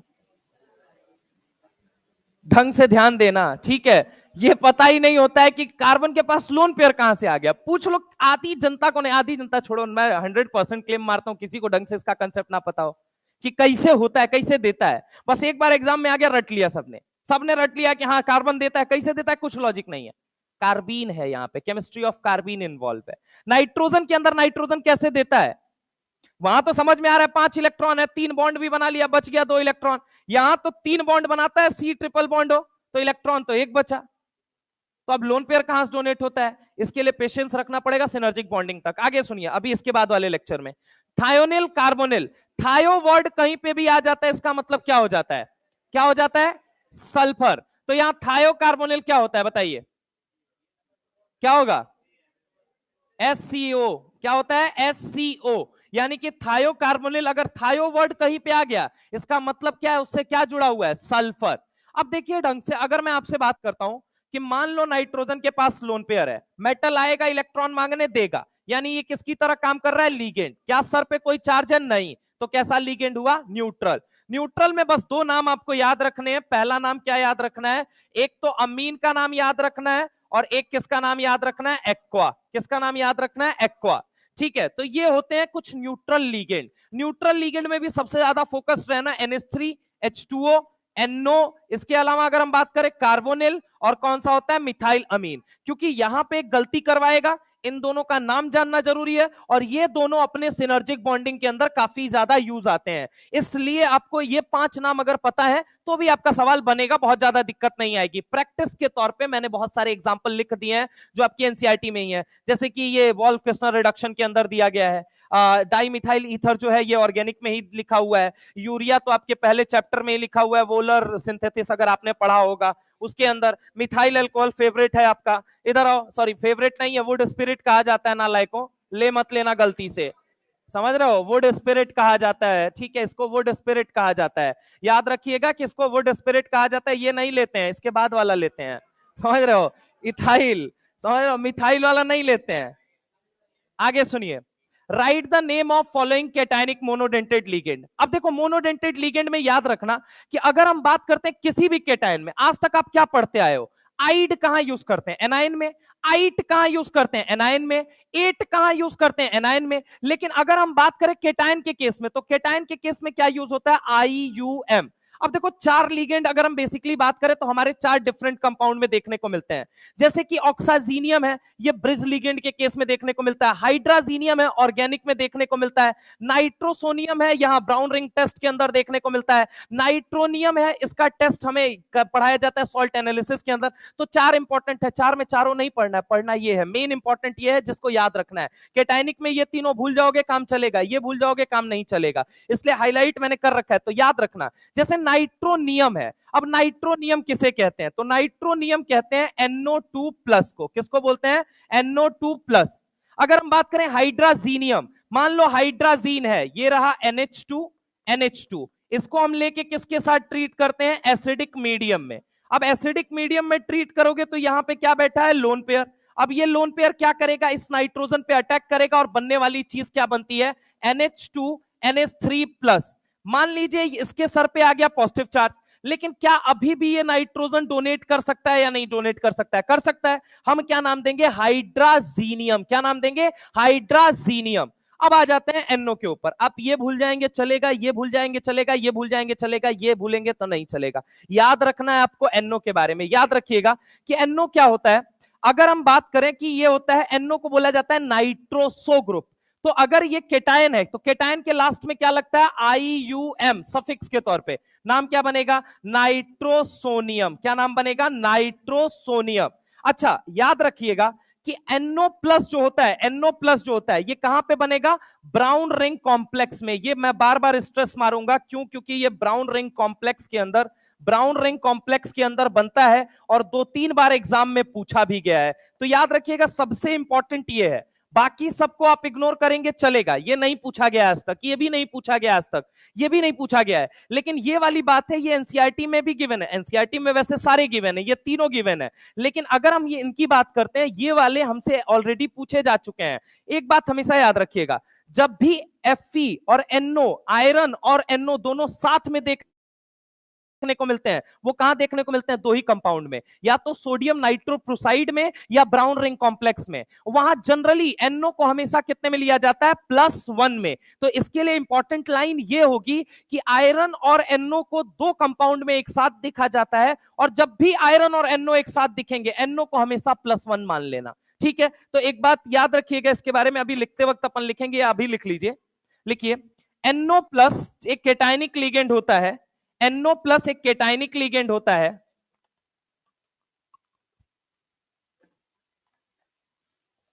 NO प्लस एक कैटायनिक लिगेंड होता है, NO प्लस एक कैटायनिक लिगेंड होता है, और वो जब भी आयरन के साथ, और वो जब भी आयरन के साथ, NO प्लस एक कैटायनिक लिगेंड होता है, और वो जब भी आयरन के साथ पाया जाता है, आयरन के साथ कॉम्प्लेक्स बनाता है, पाया नहीं, कॉम्प्लेक्स बनाता है, आयरन के साथ मिलकर कॉम्प्लेक्स बनाता है, तो हम उसे हमेशा +1 में मानते हैं, तो हम हमेशा उसे +1 में मानते हैं। Whenever Fe and NO are taken together, NO must be taken as +1, ठीक है, तो हम उसे +1 में मानते हैं। तो हम उसे +1 में मानते हैं। दो जगह इसका काम आएगा, सोडियम नाइट्रोप्रोसाइड लिख लो, for example, for example, for example, for example in case of sodium nitroprusside ion, sodium nitroprusside ion, sodium nitroprusside ion, sodium nitroprusside ion, sodium nitroprusside ion. दूसरा लिखो, in case of brown ring complex, in case of brown ring complex, एक तो sodium nitroprusside ion है और एक कौन सा है, ब्राउन रिंग कॉम्प्लेक्स है। दो जगह अपने को देखने को मिलेगा। अच्छा एक बात बताओ, अगर मैं इस पॉजिटिव को छुपा लूं, अब बताओ इसका नाम क्या है, ऑक्सीजन। अब मान लो इसके सर पे पॉजिटिव आ गया तो क्या नाम बन जाएगा, ऑक्सीजीनियम। क्या नाम बन जाएगा, ऑक्सीजीनियम। क्या बन जाएगा, ऑक्सीजीनियम। Again I am saying that important आपके लिए कौन सा है, नाइट्रोसोनियम। ये नहीं पूछा जाएगा, नहीं पूछा जाएगा, नहीं पूछा जाएगा, एग्जाम्पल के तौर पे लिखवा दिया जाता है इसको केवल और केवल। जो पूछा जाएगा हमेशा NO+ पूछा जाएगा। NO+ के बारे में आपको नाम याद होना चाहिए कि NO+ नाइट्रो क्या कहा जाता है, सोनियम। कहां कहां है, सोडियम नाइट्रोप्रोसाइड कहां लिखा हुआ है, ऑर्गेनिक केमिस्ट्री में। और दूसरा क्या है, ब्राउन रिंग टेस्ट कहां लिखा हुआ है, ग्रुप नंबर 15 का जो एकदम लास्ट टॉपिक है पी ब्लॉक का, जाके देखो वो लिखा हुआ है ब्राउन रिंग टेस्ट। उसके अंदर जब भी Fe और NO एक साथ दिखे, हमेशा NO को कितने में लेना होता है, तुम्हें +1 में लेना होता है। Whenever Fe and NO are present together, NO must be taken as +1। अब ये बात याद रखने से आपके लिए बहुत सारी चीजें वहां पे आसान हो जाती हैं, क्योंकि जेई एडवांस से लेके जेई मेन से लेके नीट ने सबने पूछा है कि ब्राउन रिंग कॉम्प्लेक्स के अंदर एक्चुअल में डब्बे पे +2 चार्ज आता है और डब्बे के अंदर दो लोग हैं, एक आयरन होता है और एक कौन होता है, NO। अरे यार क्या बोला था, FeH2O का होल 5 NOSO4 होता है। ब्राउन रिंग कॉम्प्लेक्स का फॉर्मूला क्या होता है, ये होता है FeH2O का होल 5 NO और उसके बाद क्या होता है, SO4, ये होता है। अब SO4 जुड़ा है, एक सल्फेट की वजह से चार्ज कितना होता है, -2, यानी -2 जुड़ा है, मतलब डब्बे पे कितना चार्ज रहा होगा, +2। डब्बे पे +2 चार्ज होने का मतलब क्या है कि जब भी Fe और NO साथ में दिखेंगे, आपको NO को कितना मानना है, +1। अगर NO+1 है तो आयरन कितने में हो जाएगा, +1। एडवांस ने यही सवाल पूछ लिया कि आयरन का ऑक्सीडेशन स्टेट बताइए कितना होगा, तो आयरन का ऑक्सीडेशन स्टेट कितना होता है, +1। जब भी डब्बे के अंदर Fe और NO साथ दिखेंगे तो इसका यूज सिर्फ इतना आएगा, तुमको मैं बता रहा हूं कि जब भी आयरन वाले डब्बे के अंदर NO साथ दिखेगा तो NO को क्या मानना होगा, तुमको +1 मानना होगा। ये मान के चलना है कि वो +1 है, क्योंकि वहां पे वो कैटायनिक लिगेंड का काम करता है, इसीलिए ये लाइन मैंने लिखवाई है और एडवांस में सवाल यही पूछा गया था। तो सुनो, यहां पे पूछा जा सकता है कि ब्राउन रिंग कॉम्प्लेक्स का फॉर्मूला ये होता है, फियांसे 5 बोतल पानी, baby do you love me, answer क्या आया था, नो। बंद कमरे के अंदर रोने लगा, बेबी ने 4 बार क्या बोला, सॉरी।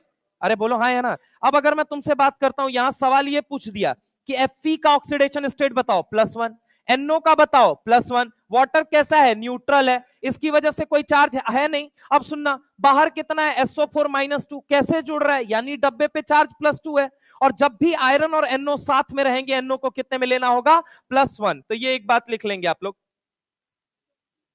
लिखिए, ये वाला एग्जाम्पल के तौर पे लिख लीजिए, यही ब्राउन रिंग कॉम्प्लेक्स का फॉर्मूला है।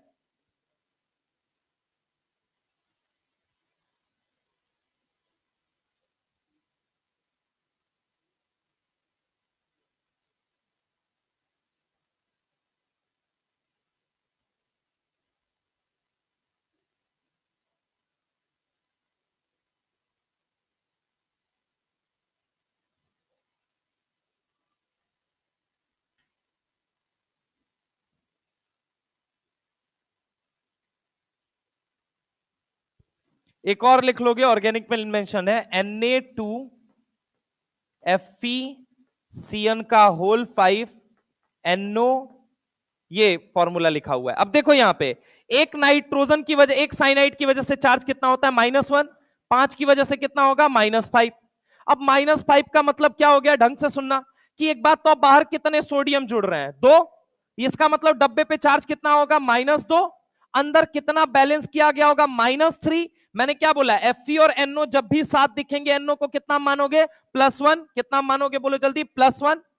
और अगर हम बात करें Fe को कितना में, अब बचा कितना, -5 में से +1 इसने मैनेज कर दिया, बाहर डब्बे पे चार्ज कितना गया -2, यानी कि टोटल कितना बैलेंस किया गया -3, -3 में से एक इसने उड़ा दिया, चलो बचा कितना अभी भी चार्ज +2। अब इस बार आयरन कितने में होगा +2 में होगा। दुनिया का एकमात्र ऐसा कंपाउंड है जहां आयरन +1 में यहां पाया जाता है, याद रखिएगा, एकमात्र ब्राउन रिंग कॉम्प्लेक्स एकमात्र ऐसा कंपाउंड है जहां आयरन +1 में पाया जाता है, अदरवाइज आयरन कहीं +1 में नहीं पाया जाता है। तो ये भी बात लिख लीजिएगा। इसको हम कहते हैं सोडियम नाइट्रोप्रोसाइड आयन, इसको हम बोलते हैं सोडियम नाइट्रोप्रोसाइड आयन, बोलते हैं सोडियम नाइट्रोप्रोसाइड आयन। इसका नाम होता है, ये ऑर्गेनिक केमिस्ट्री में लिखा हुआ है, sodium nitroprusside ion, sodium nitroprusside ion, इसका नाम होता है सोडियम नाइट्रोप्रोसाइड आयन,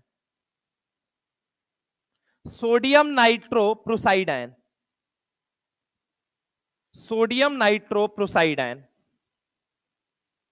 बाकी इसको आप कट कर सकते हो, बहुत ज्यादा यूज का नहीं है, बहुत ज्यादा यूज का नहीं है, बहुत ज्यादा यूज का नहीं है। ये दोनों तो एकदम ही यूज के नहीं है, ये तो थोड़ा बहुत कभी कभी अपने एक्सरसाइज टेस्ट वगैरह में देखने को मिल जाएगा, ठीक है। ये दोनों तो एकदम ही काम के नहीं है, ठीक है। चलें आगे चले, ये बात लिख लीजिए, इसको नाम देते हैं sodium nitroprusside ion, sodium nitroprusside, sodium nitroprusside ion, इसको हम बोलते हैं सोडियम नाइट्रोप्रोसाइड आयन। एक बात लिखो, brown ring complex, brown ring complex formed during the brown ring complex formed during the brown ring complex formed during the test of nitrate and nitrite ion, test of nitrate and nitrite ion, यानी कि NO2 minus और NO3 minus ion के test के दौरान बनते हैं। तो ये बात याद रखिएगा, ब्राउन रिंग कॉम्प्लेक्स हमें सिर्फ याद होता है नाइट्रेट आयन, नाइट्राइट आयन के भी टेस्ट के दौरान बनता है। तो ब्राउन रिंग कॉम्प्लेक्स, ये जो कॉम्प्लेक्स है ये कब बनता है, form during the test of nitrate and nitrite ion, brown ring complex form during the test of nitrate and nitrite ion. Main use NO का जो है वो यही दोनों कंपाउंड में है, और इन दोनों कंपाउंड से रिलेटेड क्या क्या सवाल पूछा जा सकता है, वो ये पूछा जा सकता है कि बताइए ये कब बनता है, तो ये बनता है test of nitrate and nitrite ion के दौरान बनता है। तो लिखो brown ring complex form during the test of nitrate and nitrite ion. Formula लिख लीजिए नाइट्रेट और नाइट्राइट का, ऑक्सीजन है कम, हालत है टाइट, नाम बनेगा आइट, ठीक है।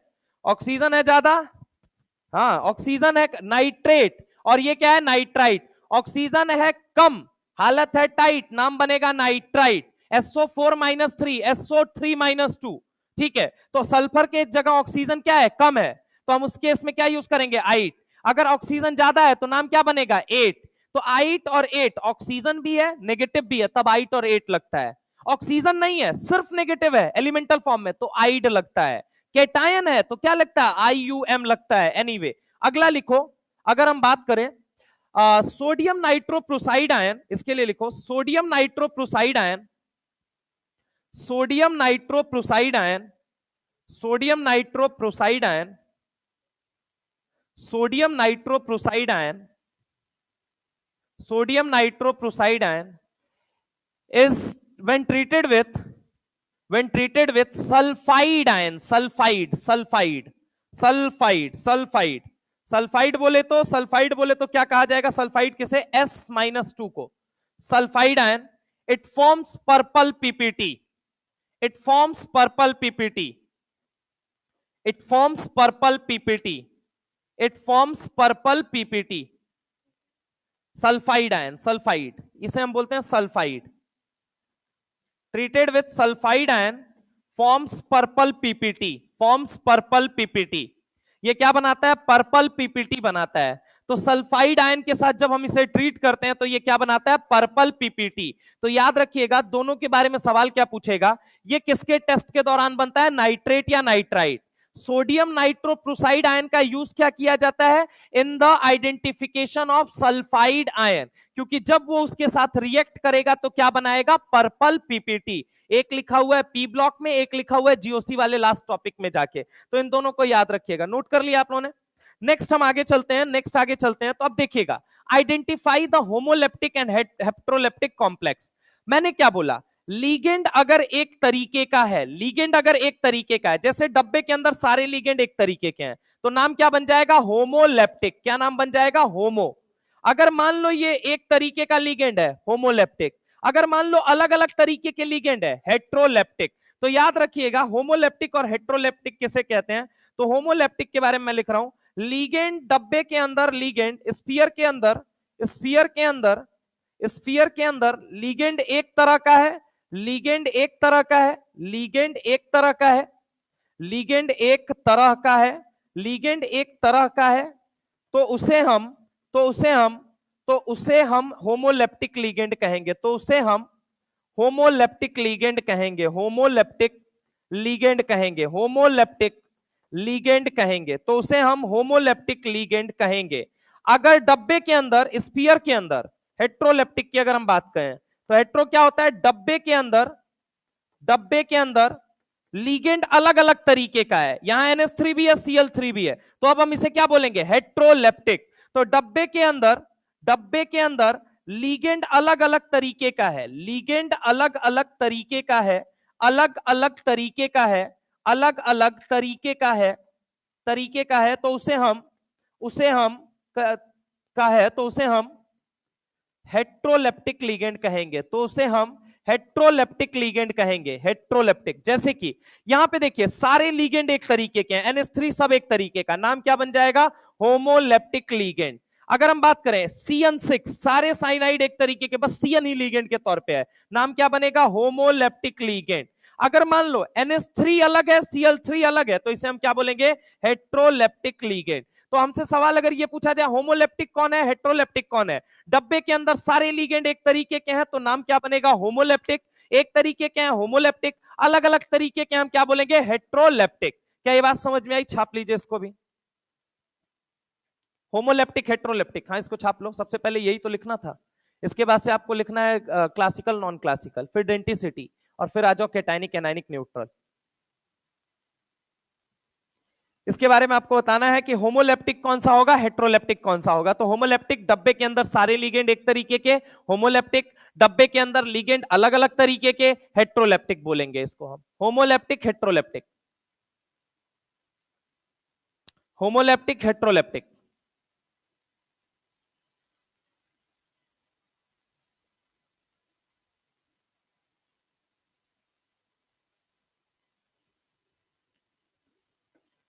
Homoleptic and heteroleptic.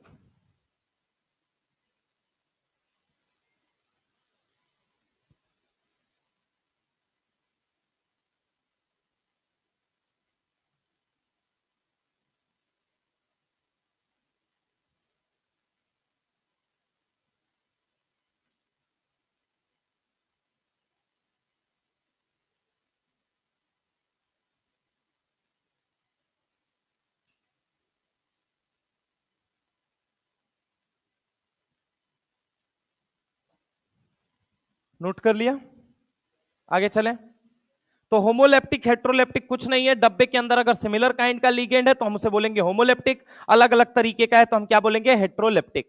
आगे हम आ जाते हैं एनायनिक मोनोडेंटेड लीगेंड। सबसे पहली चीज सुनिए, यहां तीन शब्द ऐड होंगे, या तो एटो ऐड होगा, या तो क्या ऐड होगा? आइटो ऐड होगा, या तो क्या ऐड होगा? अगर हम बात करें आइडो ऐड होगा। देखो अब तीन केसेस बनते हैं, एटो, आइटो, आइडो। अब सुनो, पहले ये कहां कहां लगते हैं, पहले इस बात को समझना। अगर मान लो तुमसे मैं बात करता हूं, यहां पे ढंग से सुनो, कि मान लो सिर्फ कोई एलिमेंटल फॉर्म में है, एलिमेंटल फॉर्म में है, एलिमेंटल फॉर्म में है, elemental form plus, elemental form plus क्या, अगर वहां पे अगर हम बात करें नेगेटिव चार्ज है, क्या है? Negative charge. तब हम उसके लिए वर्ड क्या यूज करते हैं? आइडो। क्या वर्ड यूज करते हैं? आइडो। अगर मान लीजिए कोई ऑक्सीजन के साथ, ऑक्सीजन, ऑक्सीजन ऑब्वियस है, ऑक्सीजन हो गया मतलब दो एलिमेंट आ गए, मतलब मॉलिक्यूलर फॉर्म आ गया। ऑक्सीजन के साथ नेगेटिव चार्ज है, ऑक्सीजन के साथ नेगेटिव चार्ज है, ऑक्सीजन के साथ नेगेटिव चार्ज है, तो हम इसके लिए क्या वर्ड यूज करेंगे? या तो आइटो, या फिर वर्ड क्या यूज करेंगे? एटो। क्या वर्ड यूज करेंगे? एटो। अगर लोअर ऑक्सीडेशन स्टेट में है कोई तो आइटो वर्ड यूज करेंगे, अगर हायर ऑक्सीडेशन स्टेट में है कोई वर्ड तो हम क्या यूज करेंगे? एटो। फॉर एग्जाम्पल, जैसे कि मैं तुमसे बात करता हूं S पे -2 हुआ, जैसे कि अगर मैं तुमसे बात करूं O पे -2 हुआ, जैसे कि अगर मैं तुमसे बात करता हूं N पे -3 हुआ, एलिमेंटल फॉर्म है और नेगेटिव चार्ज है, तो इसीलिए नाम क्या बनता है, सल्फाइडो। क्या नाम बनता है, सल्फाइडो। अगर हम तुमसे बात करते हैं यहां पे ऑक्सीजन है, नेगेटिव चार्ज है, अब नाम क्या बनेगा, ऑक्साइडो। अगर हम बात करते हैं नाइट्रोजन है और उस पे सर पे नेगेटिव चार्ज है, नाइट्राइडो। यानी आइडो कहां पे यूज होता है, आइटो कहां यूज होता है और एटो कहां यूज होता है। इसका नियम है, इसका नियम यह है कि अगर elemental form plus negative charge है तो आइडो, अगर ऑक्सीजन है नेगेटिव चार्ज है और लोअर ऑक्सीडेशन स्टेट है तो आइटो, अगर ऑक्सीजन है नेगेटिव चार्ज है हायर ऑक्सीडेशन है तो इस एटो। फॉर एग्जाम्पल मैं तुमको देता हूं, जैसे यहां सल्फाइडो बोलते हो, ठीक है। अब अगर मैं तुमसे बात करता हूं SO3-2 होता है और एक क्या होता है, SO4-2। ऑक्सीजन है नेगेटिव चार्ज है, आप कभी भी आइडो नहीं यूज करोगे, अब क्या यूज करोगे, सल्फाइटो। क्या वर्ड यूज करोगे, सल्फाइटो। और अगर हम बात करें यहां पे, अगर हम बात करें तो ये क्या होगा, सल्फेटो। अब जैसे कि अगर हम बात करें NO2- है तो इसको किसके लिए वर्ड क्या यूज होता है, नाइट्राइटो, लोअर ऑक्सीडेशन स्टेट। आगे अगर हम बात करें NO3- है तो क्या वर्ड यूज होगा, नाइट्रेटो। क्या अगर हम बात करें, नाइट्रेटो। एटो कहां यूज होगा, हायर में with oxygen with negative charge. आइटो कहां यूज होगा, ऑक्सीजन में with negative charge in lower oxidation state. तो ये वर्ड आपको सफिक्स के तौर पे यूज करना आना चाहिए। जैसे न्यूट्रल में कोई सफिक्स नहीं यूज होता है, केटायन में सिर्फ IUM यूज होते हैं एंटायर इनऑर्गेनिक में। और एंटायर इनऑर्गेनिक में ऐसा नहीं है सिर्फ ये लिगेंड के लिए केस है, पूरे इनऑर्गेनिक के केस में मैं आपको बता रहा हूं कि आइट, एट और आइड ये वर्ड कहां पे यूज होते हैं, एनायन के केस में। लेकिन उनके कुछ जनरल रूल हैं, जैसे कि इसको सल्फाइड बोलते हैं, ऑक्साइड बोलते हैं, नाइट्राइड।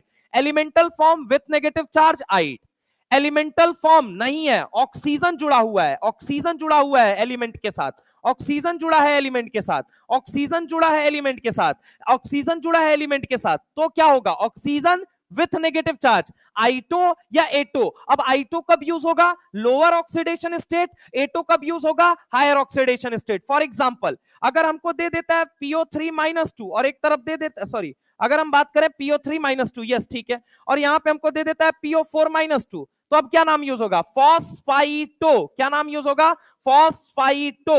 और इसके लिए क्या वर्ड यूज होगा, फॉस्फेटो। क्या वर्ड यूज होगा, फॉस्फेटो। अब ऐसे ही याद रखिएगा, एट और आइट लगते हैं, क्या लगते हैं, एट और आइट।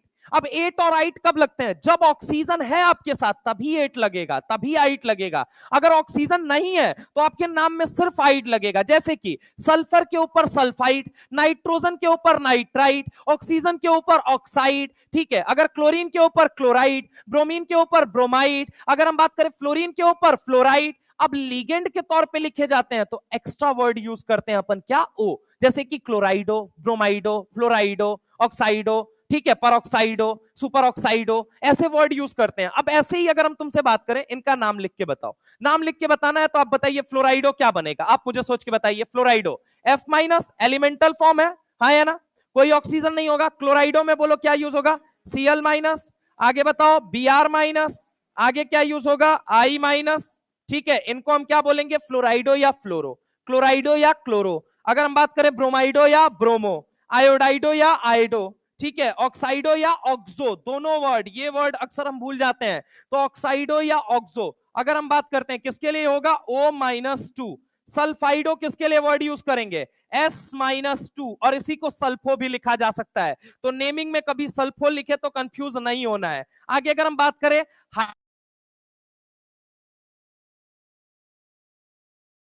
हाइड्रोक्साइडो कौन है, OH- या फिर हाइड्रोक्सो। अब इसका नाम बताओ क्या बनेगा, हाँ, इसका इसका इसका नाम बताइए। ऑक्साइडो, देखो पर ऑक्साइड क्या होता है, ऑक्सीजन 2 है और सर पे नेगेटिव चार्ज कितना है, बोलो जल्दी, -1। O2-2, इसको क्या बोलेंगे, पर ऑक्साइडो। इसको क्या नाम बोलेंगे, पर ऑक्साइडो। इसको नाम क्या देंगे, बोलो जल्दी, सुपर ऑक्साइडो। क्या नाम देंगे, सुपर ऑक्साइडो। ठीक है, सुपर ऑक्साइडो पूरे इनऑर्गेनिक में कौन कौन बनाता है, KRB और CS। कौन बनाते हैं, KRB और CS। केवल एकमात्र 3 ऐसे एलिमेंट हैं, KRB और CS, ये क्या बनाते हैं, आपके सुपर ऑक्साइड। ठीक है, पर ऑक्साइड की अगर हम बात करते हैं, H2O2 को परऑक्साइड बोलेंगे, लेकिन O2F2 को परऑक्साइड नहीं बोलेंगे। क्यों नहीं बोलेंगे? क्योंकि O2F2 में O2 क्या बनता है? +2 बनता है, और हम -2 वाले को क्या बोलते हैं? पर ऑक्साइडो। नेक्स्ट अगर हम बात करें, इसका नाम बताओ क्या बनेगा? नाइट्राइडो। क्या नाम बनेगा? नाइट्राइडो। इसका नाम क्या बनेगा? अजाइडो। क्या नाम बनेगा? अजाइडो। इसका नाम बताओ क्या बनेगा? NH2 minus amido. क्या नाम बनेगा? अमाइडो। इसका नाम होता है अमाइडो। इसका नाम बताओ NH-2 इमाइडो। इमाइडो। क्या नाम बनेगा? इमाइडो। इसका नाम बनता है इमाइडो। अच्छा, ऐसे ही H माइनस का नाम क्या बनेगा? हाइड्राइडो। क्या बनेगा? हाइड्राइडो। ठीक है, हाइड्राइड आयन कहा जाता है, हाइड्राइडो। तो ये कुछ एनायनिक लिगेंड के नाम है, और नाम में आपको याद रखना है कि आइड कहां लगता है, आइट कहां लगता है, एट कहां लगता है। अगर ऑक्सीजन है फिर नेगेटिव चार्ज है तो या तो आइट या तो एट। अगर हम बात करें कि एलिमेंटल फॉर्म है और उस पर नेगेटिव चार्ज है तो क्या नाम बनेगा? आइट। ठीक है, अब अगर हम बात करें जब लिगेंड का नाम लिखते हैं तो हम एक्स्ट्रा इसमें क्या ऐड करते जाते हैं? ओ। तो जैसे कि अगर आइड वर्ड था तो अब क्या बन गया? आइडो। आइट वर्ड था, आइटो। एट वर्ड था, एटो। ठीक है, ये वर्ड हम ऐड करते जाते हैं। अब जैसे कि SO3-2 दे दे, सल्फाइटो। SO4-2 दे दे, सल्फेटो। NO2- दे दे, नाइट्राइटो। NO3- दे दे, नाइट्रेटो। अगर हम बात करें PO3-2, फॉस्फाइटो। अगर हम बात करें PO4-2, नाम क्या बनेगा? फॉस्फेटो।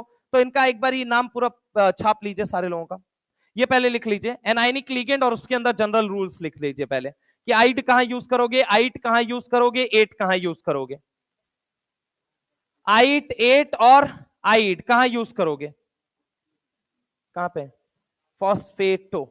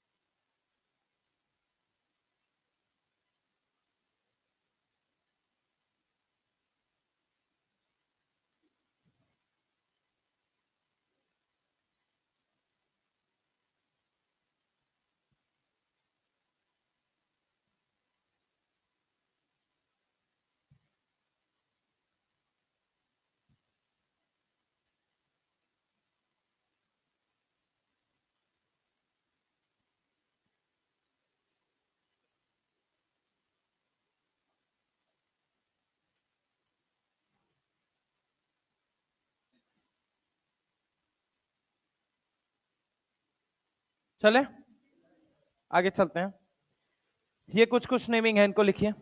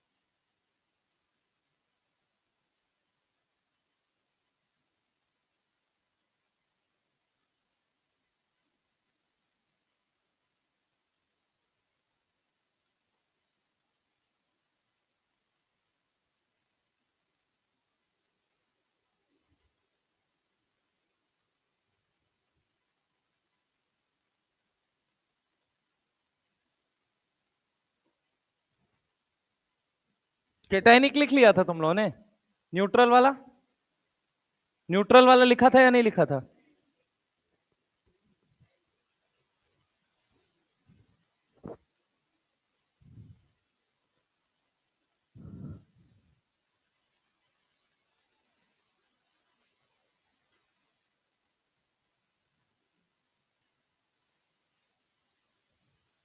चले,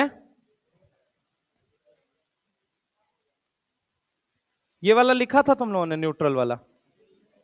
नहीं लिखा था? तो इसको एक काम करो ना, एटलीस्ट हाईलाइटेड वाला लिख लो बस, कॉपी के अंदर हाईलाइटेड वाला आपकी कॉपी में होना चाहिए। बाकी तो पीपीटी के लिए छोड़ देना, वो पीपीटी पे ही सुंदर दिखता है। जितना हाईलाइट किया गया है बस उसको अपने नोट्स में उतारते चले जाओ, क्योंकि बाकी सब ना पीपीटी में रहने तो वो तुम्हारे किसी काम नहीं आएगा, कभी नहीं आएगा।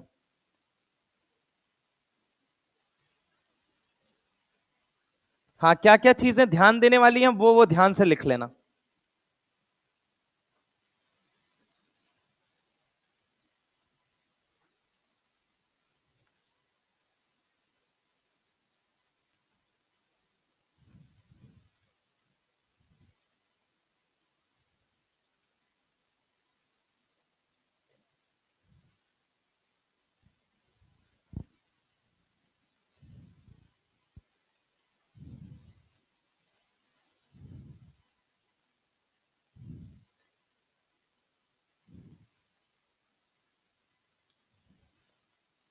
होमोलेप्टिक हेट्रोलेप्टिक लिख लिया क्या होते हैं? ठीक है।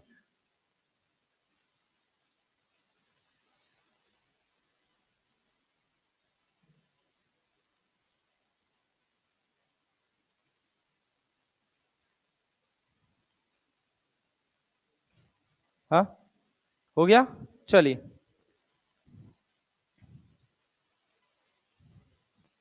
अब हम आ जाते हैं एम्बीडेंटेड लीगेंड। एम्बीडेंटेड लीगेंड क्या होते हैं? Ligand which have more than one donating site. अब जैसे कि एम्बीडेंटेड लीगेंड में कुछ एग्जांपल होते हैं, जैसे नाइट्राइटो। अब ये कहां काम आएगा? तुमको लिंकेज आइसोमर के अंदर बड़ा ज्यादा काम आएगा, इसलिए तुमको ये पढ़ना बहुत जरूरी है। लिंकेज आइसोमर, इसके बिना आपको समझ में ही नहीं आएगा।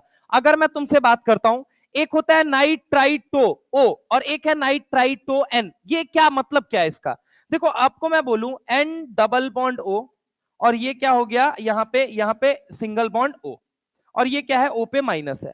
नाइट्रोजन ने 2 इलेक्ट्रॉन यहां अपने खर्च कर दिए, 1 इलेक्ट्रॉन यहां खर्च कर दिया, 1 इलेक्ट्रॉन इसके पास बचा रह गया है।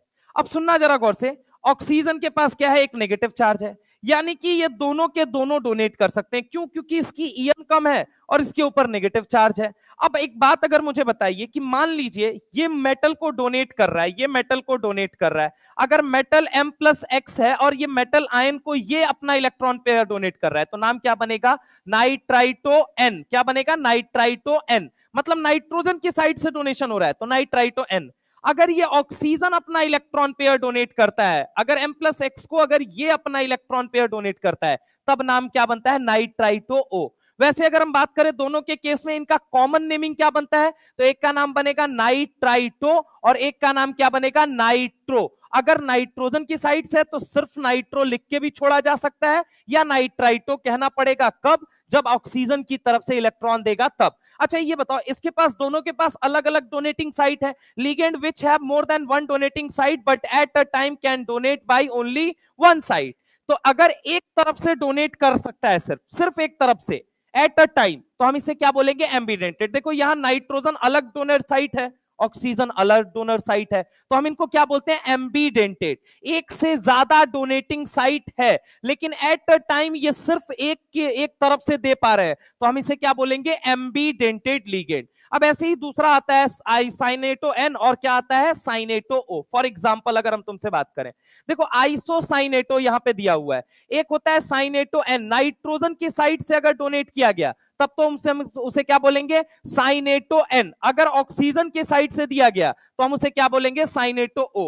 ओ सी ट्रिपल बॉन्ड एन।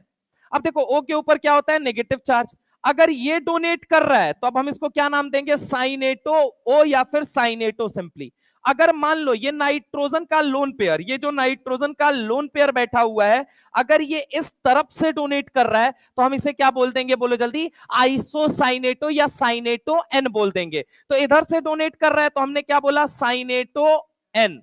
अगर हमने बोला साइनेटो एन, अगर इधर से डोनेट किया जा रहा है तो हम नाम क्या बनेगा, साइनेटो ओ, साइनेटो ओ, इसको हम बोलेंगे साइनेटो ओ, और इसको क्या नाम देंगे, साइनेटो एन। तो ये दो एग्जाम्पल ऐसे हैं जिनको आपको ध्यान रखना है। इनके अलावा काम, अगर मैं तुमसे बोलूं काम सबसे ज्यादा ये आएगा। इसके अलावा अगर ये बात, कहां से आ गया बे दलजीत, इधर, हाँ यहां पे सुनना, काम सबसे ज्यादा ये आना है। हाँ, इनको आपको इसलिए याद रखना है क्योंकि अगर आपको सवाल गलत नहीं करना है, मॉड्यूल वॉड्यूल के अंदर दिए रहते हैं। इंपॉर्टेंट आपके नाम पे ये है, नाइट्रो वाला ग्रुप सबसे ज्यादा इंपॉर्टेंट है और साइनो वाला ग्रुप, दो ही ग्रुप इंपॉर्टेंट होते हैं। बाकी ये जो है ये आपको टेस्ट पेपर के अंदर देखने को मिलेगा, मॉड्यूल के अंदर देखने को मिलेगा। एनसीईआरटी में एज सच अगर हम बात करें तो बहुत ज्यादा इनका जिक्र नहीं दिया गया, इनके कंपाउंड का जिक्र नहीं दिया गया। हाँ, किसका दिया गया है, एससीएन का दिया गया, वो भी मैं आपको दिखा दे रहा हूं एनसीईआरटी में कहां कहां लोगों का जिक्र है। तो अगर आप एनसीईआरटी में भी देखेंगे यहाँ पे, तो आप यहां जाके देखिए, यहां पे अगर आप देखेंगे तो जैसे एक साइनाइड के बारे में तो यहां जिक्र किया गया है। अच्छा वो वाला मैं पेपर ही नहीं लेके आया, कोई ना, मैं ला के दिखा दूंगा। एनसीईआरटी के बैक एक्सरसाइज में जाके देखोगे ना तो वहां एक दो जगह पे ये लोग मेंशन किए गए हैं, तो इसलिए इनके बारे में जानना बड़ा जरूरी बन जाता है। तो ढंग से यहां पे देखिएगा कि पहला कौन सा होता है, पहला होता है नाइट्राइटो ओ, और एक होता है नाइट्राइटो एन। नाइट्राइटो एन को बोलते हैं नाइट्रो, और नाइट्राइटो ओ को बोलते हैं नाइट्राइटो। तो ये नाम बड़े इंपॉर्टेंट है, हो सकता है वो ये नाम ना देके वो ये नाम दे दे आपको, तो इनके बारे में आपको पता होना चाहिए। दूसरी चीज बताता हूं, साइनेटो एन, अगर नाइट्रोजन की साइड से डोनेट कर रहा है तो साइनेटो एन कहते हैं, अगर वो ऑक्सीजन की साइड से डोनेट कर रहा है तो साइनेटो ओ कहते हैं। इसके अलावा अगर मैं आपसे बात करूं तो अगला कौन होता है, साइनोइडो, और कौन सा होता है, आइसोसाइनाइडो। सुनना, अगर आपसे बात किया जाए सी ट्रिपल बॉन्ड एन, अब यहां पे नाइट्रोजन का लोन पेयर है, सुनना जरा गौर से, और यहां पे कार्बन पे क्या होता है, नेगेटिव चार्ज। यानी कि अगर मैं बात करूं कि अगर देने पे अगर उतरेगा तो ये भी दे सकता है, डोनेट करेगा तो ये भी डोनेट कर सकता है। अच्छा, डोनेट करने के नाम पे ये भी डोनेट कर सकते हैं, लेकिन प्रॉब्लम क्या है सर, ये एक तरफ से क्यों नहीं डोनेट कर रहे हैं। Generally Baeyer's angle strain theory जब आपको ऑर्गेनिक केमिस्ट्री के अंदर पढ़ाई गई होगी तो वहां आपको सर ने बोला होगा कि 7 मेंबर्ड की रिंग कॉन्ट्रैक्ट करवा के 6 मेंबर में आना चाहती है, और 5 मेंबर की रिंग कहां जाना चाहती है, 6 में। तो जनरली 5 और 6 वाली रिंग क्या होती है, स्टेबल होती है। और वहीं आपको यह भी उन्होंने बताया होगा बेयर्स एंगल बताते वक्त क्या, कि 3 और 4 की मेंबर की जो रिंग होती है वो क्या होती है, हाईली अनस्टेबल। मान लो इसने भी डोनेट कर दिया, इसने भी डोनेट कर दिया, तो बेयर्स एंगल स्ट्रेंथ थ्योरी के अकॉर्डिंग इसके अंदर क्या एक ट्रायंगल बनेगा या नहीं बनेगा, ये बताओ। और वो एंगल, वो ट्रायंगल कितने मेंबर का बनेगा, 1 2 3।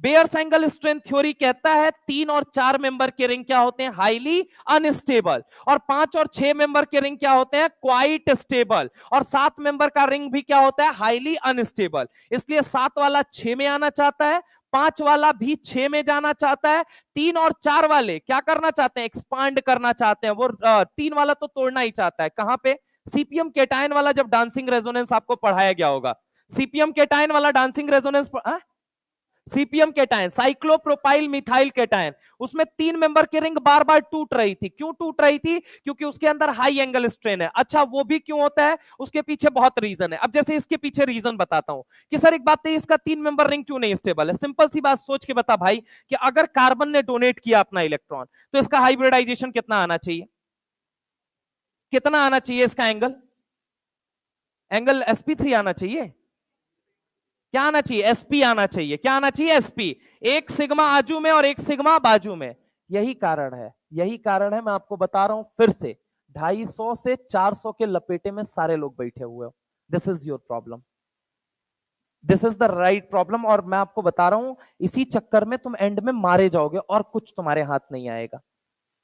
बिकॉज एग्जाम जितना करीब आ रहा है और उसकी सीरियसनेस जितनी आपकी बढ़नी चाहिए ना, आपको हाइब्रिडाइजेशन नहीं निकालना आ रहा है, एंड यू आर एक्सपेक्टिंग कि मेरे एवरेज मार्क्स कैसे इंक्रीज हो। नहीं इंक्रीज होगा दोस्त, कभी नहीं इंक्रीज होगा। और मैं तुमको बता दे रहा हूं, डिप्रेस करने वाली बात नहीं कर रहा हूं, मैं तुमको सच बता रहा हूं। 250 से 550 की अगर कैटेगरी में खड़े हो ना, तुम कब लपेटे में लपेट लिए जाओगे तुमको पता भी नहीं चलेगा। 500 वाला तो फिर भी सम्मानजनक है, जिसका 500 से ऊपर आ रहा है, लेकिन सम्मानजनक फिर उसी का है जिसका 500 से ऊपर आ रहा है। अगर 500 से नीचे आ रहा है ना, it means you people are very far from selection till now, अभी आप बहुत दूर है। तो आप बेहतर है कि अपनी एनर्जी को सही डायरेक्शन में लगा लीजिए, वरना एंड डे पे आप मारे जाएंगे, सिर्फ मारे जाएंगे। फरवरी मार्च आपको तनाव दे के जाएगा सिर्फ, और कुछ नहीं देगा।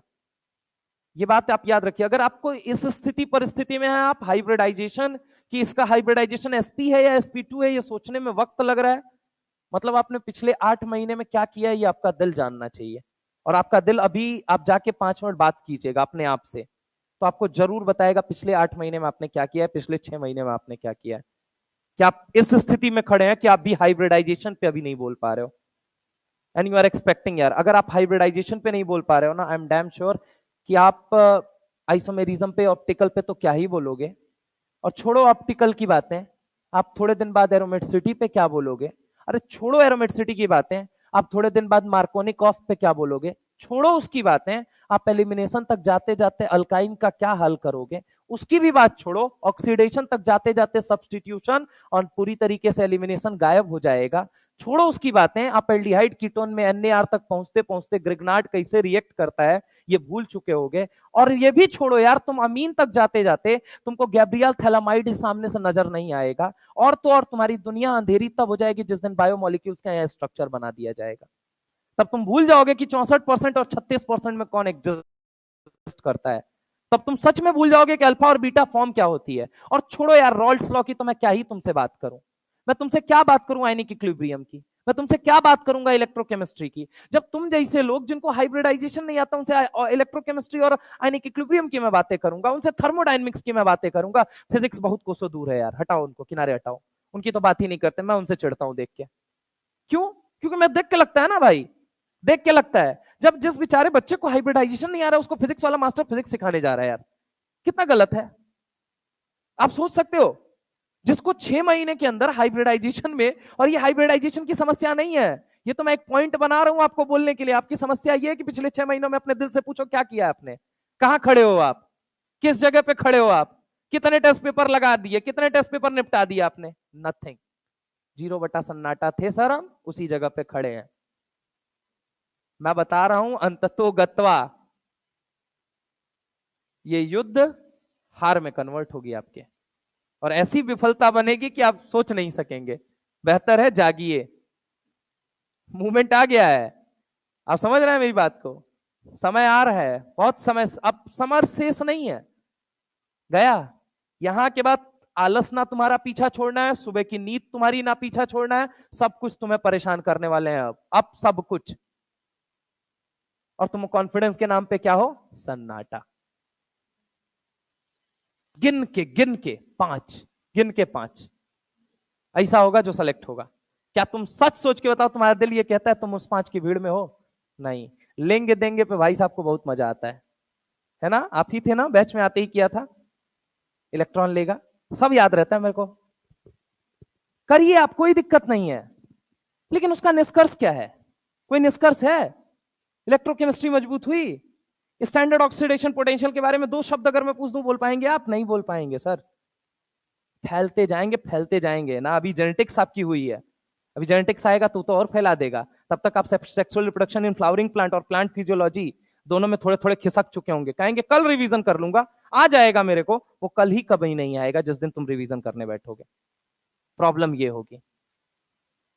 डीएनए ब्लॉक हुए, कंप्लीट हो गया, कितने लोगों ने जाके पूरा सवाल लगाया? अभी टेस्ट पेपर है सर, लगाया है अभी sir, chemical bonding periodic table सब घोल घाल के तुम पी गए, जो तुमने एफर्ट्स मारा था सब खत्म कर दिया, नील बटा सन्नाटा कर दिया। मित्र भाई एक बात तुमको हम बता दें, अब लड़ाई काफी अंतिम मोड़ पे आ गई है, दिवाली के बाद दिवाला निकल चुका है, गेम बहुत हाथ में नहीं है तुम्हारे, मैं तुमको बता रहा हूं गेम हाथ में नहीं है।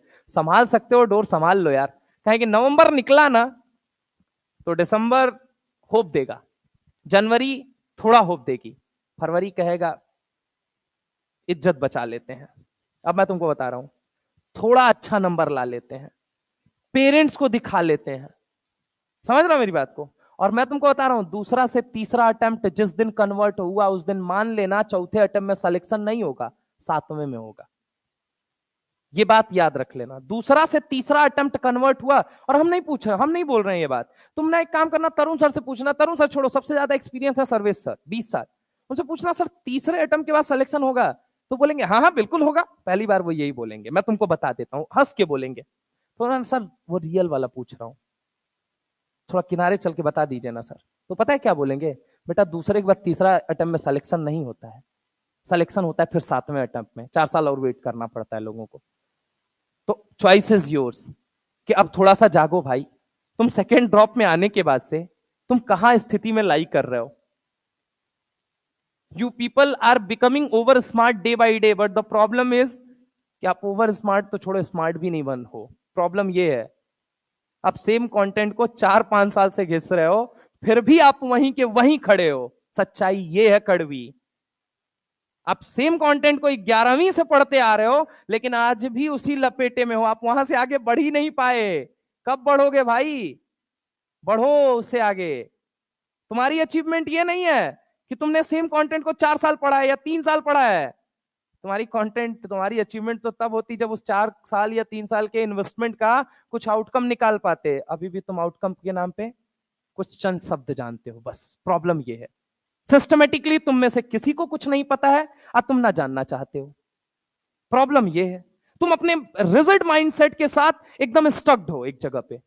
और मैं तुमको इतना बता दे रहा हूं कि अर्ली एज में, बहुत अर्ली एज में मैंने बहुत कुछ पाया है, इसलिए एक एक्सपीरियंस से बोल रहा हूं तुमको कि मैं बहुत अर्ली एज में बहुत अच्छी जगह पहुंचा हूं।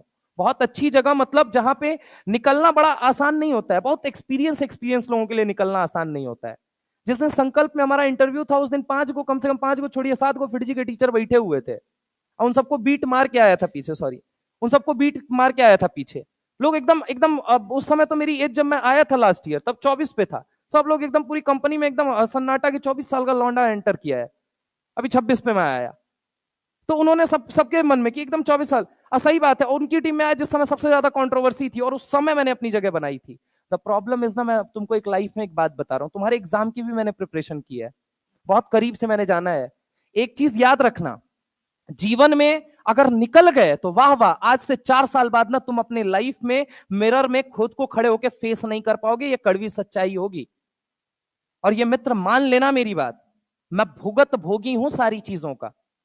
ना तो तुम्हारे से मेरे अंदर कैलिबर कम था। आज तुम्हारी हार्डली एज कितनी होगी, तुम लोग भी 22 पे पहुंच ही रहे होगे। कितने पहुंच रहे हो? मान लो हम अभी चले जाएंगे फरवरी में 27 पे, आप कितने पे पहुंच रहे हो ये बताओ? 18 पे पहुंच रहे हो। मान लो तुमसे ज्यादा नहीं। मैं तुमको एक बात बता रहा हूं सीरियसली यार, तुम नहीं दिखा पाओगे मुंह। कभी कभी सबकी किस्मत सबका साथ नहीं देती है, सबकी किस्मत सबका साथ नहीं देती है, याद रखना। और लाइफ में तुमको लगेगा कि हम अच्छा कर रहे हैं, हम अच्छा कर रहे हैं, हम अच्छा कर रहे हैं। तुम्हारा जिस दिन कॉलेज खत्म होगा ना, क्योंकि तुम्हें अभी बता रहा हूं, तुम में से कुछ लोग क्या होगा, पहली चीज तो एमबीबीएस छोड़ के तुम जाओगे दूसरे कॉलेज में। फिर पता नहीं अगर तुम्हारे अंदर शर्म हया है तो तुम तो अपने आप को संभाल पाओगे, मतलब थोड़ा बहुत, वरना तो नहीं, कोई दिक्कत नहीं। हाँ ठीक है यार, ये कॉलेज मिल गया, चल भाई मान लिया। उस 4 साल के कॉलेज के बाद या 3 साल के कॉलेज के बाद या 5 साल के कॉलेज के बाद तू बताना तू क्या कर रहा है। तू ये फेसबुक पे चैट करता हुआ, व्हाट्सएप पे मैसेज करता हुआ, इंस्टाग्राम पे चैट करता हुआ अपने दोस्तों से ही किनारा कटेगा तेरा। मैं तुझे बता दे रहा हूं, तू क्या बताएगा? आज तक तूने सच मार्क्स अपना किसी को बताया है?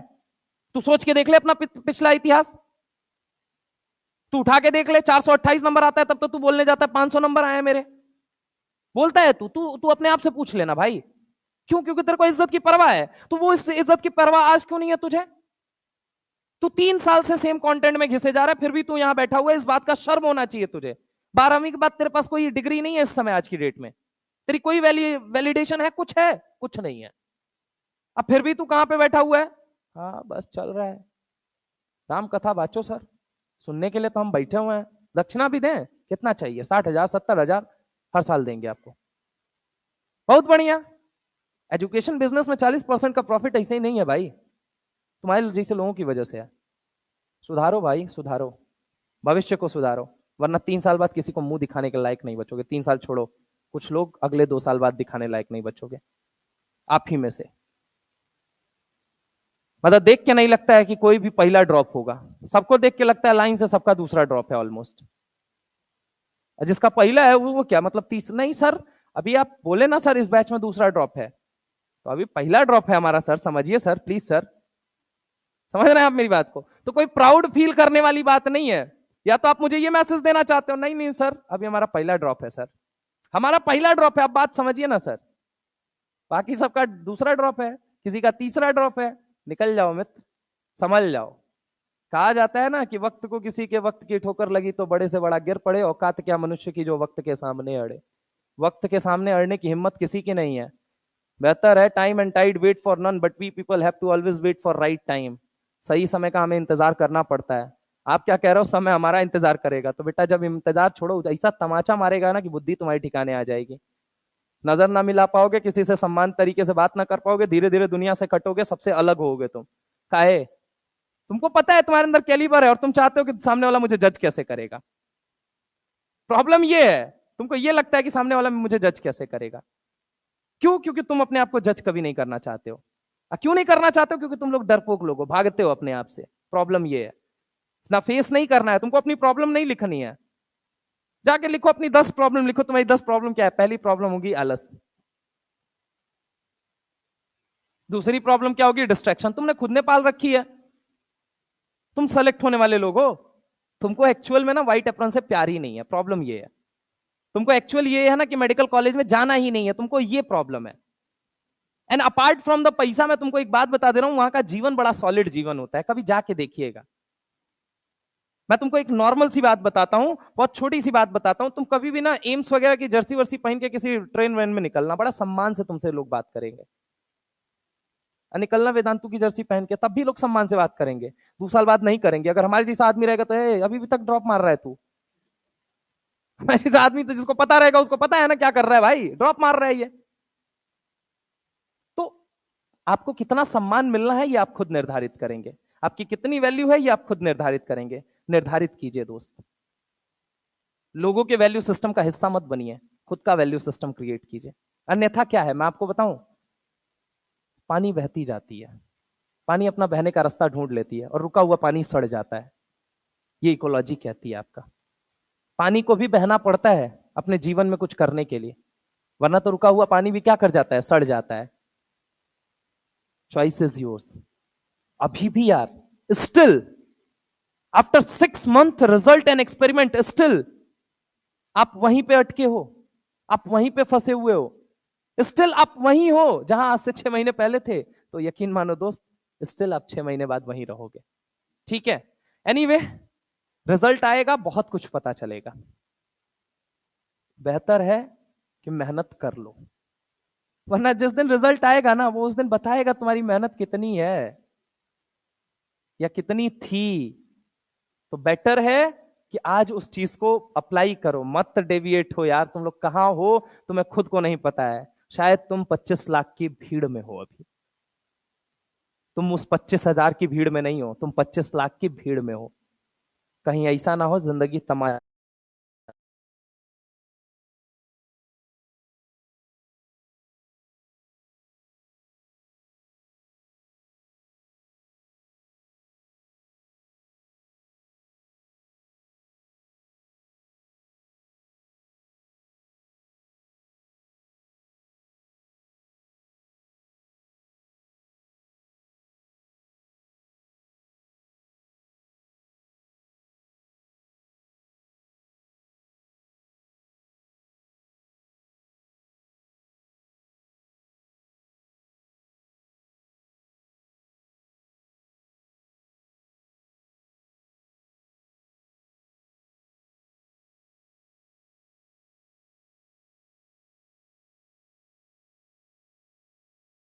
तो अभी भी तुम लोग एकदम डाइव्ड हो, you people are completely diverted. And कहीं ऐसा ना हो कि ये डाइवर्जन आपको डिस्ट्रक्शन की तरफ लेके चला जाए sir.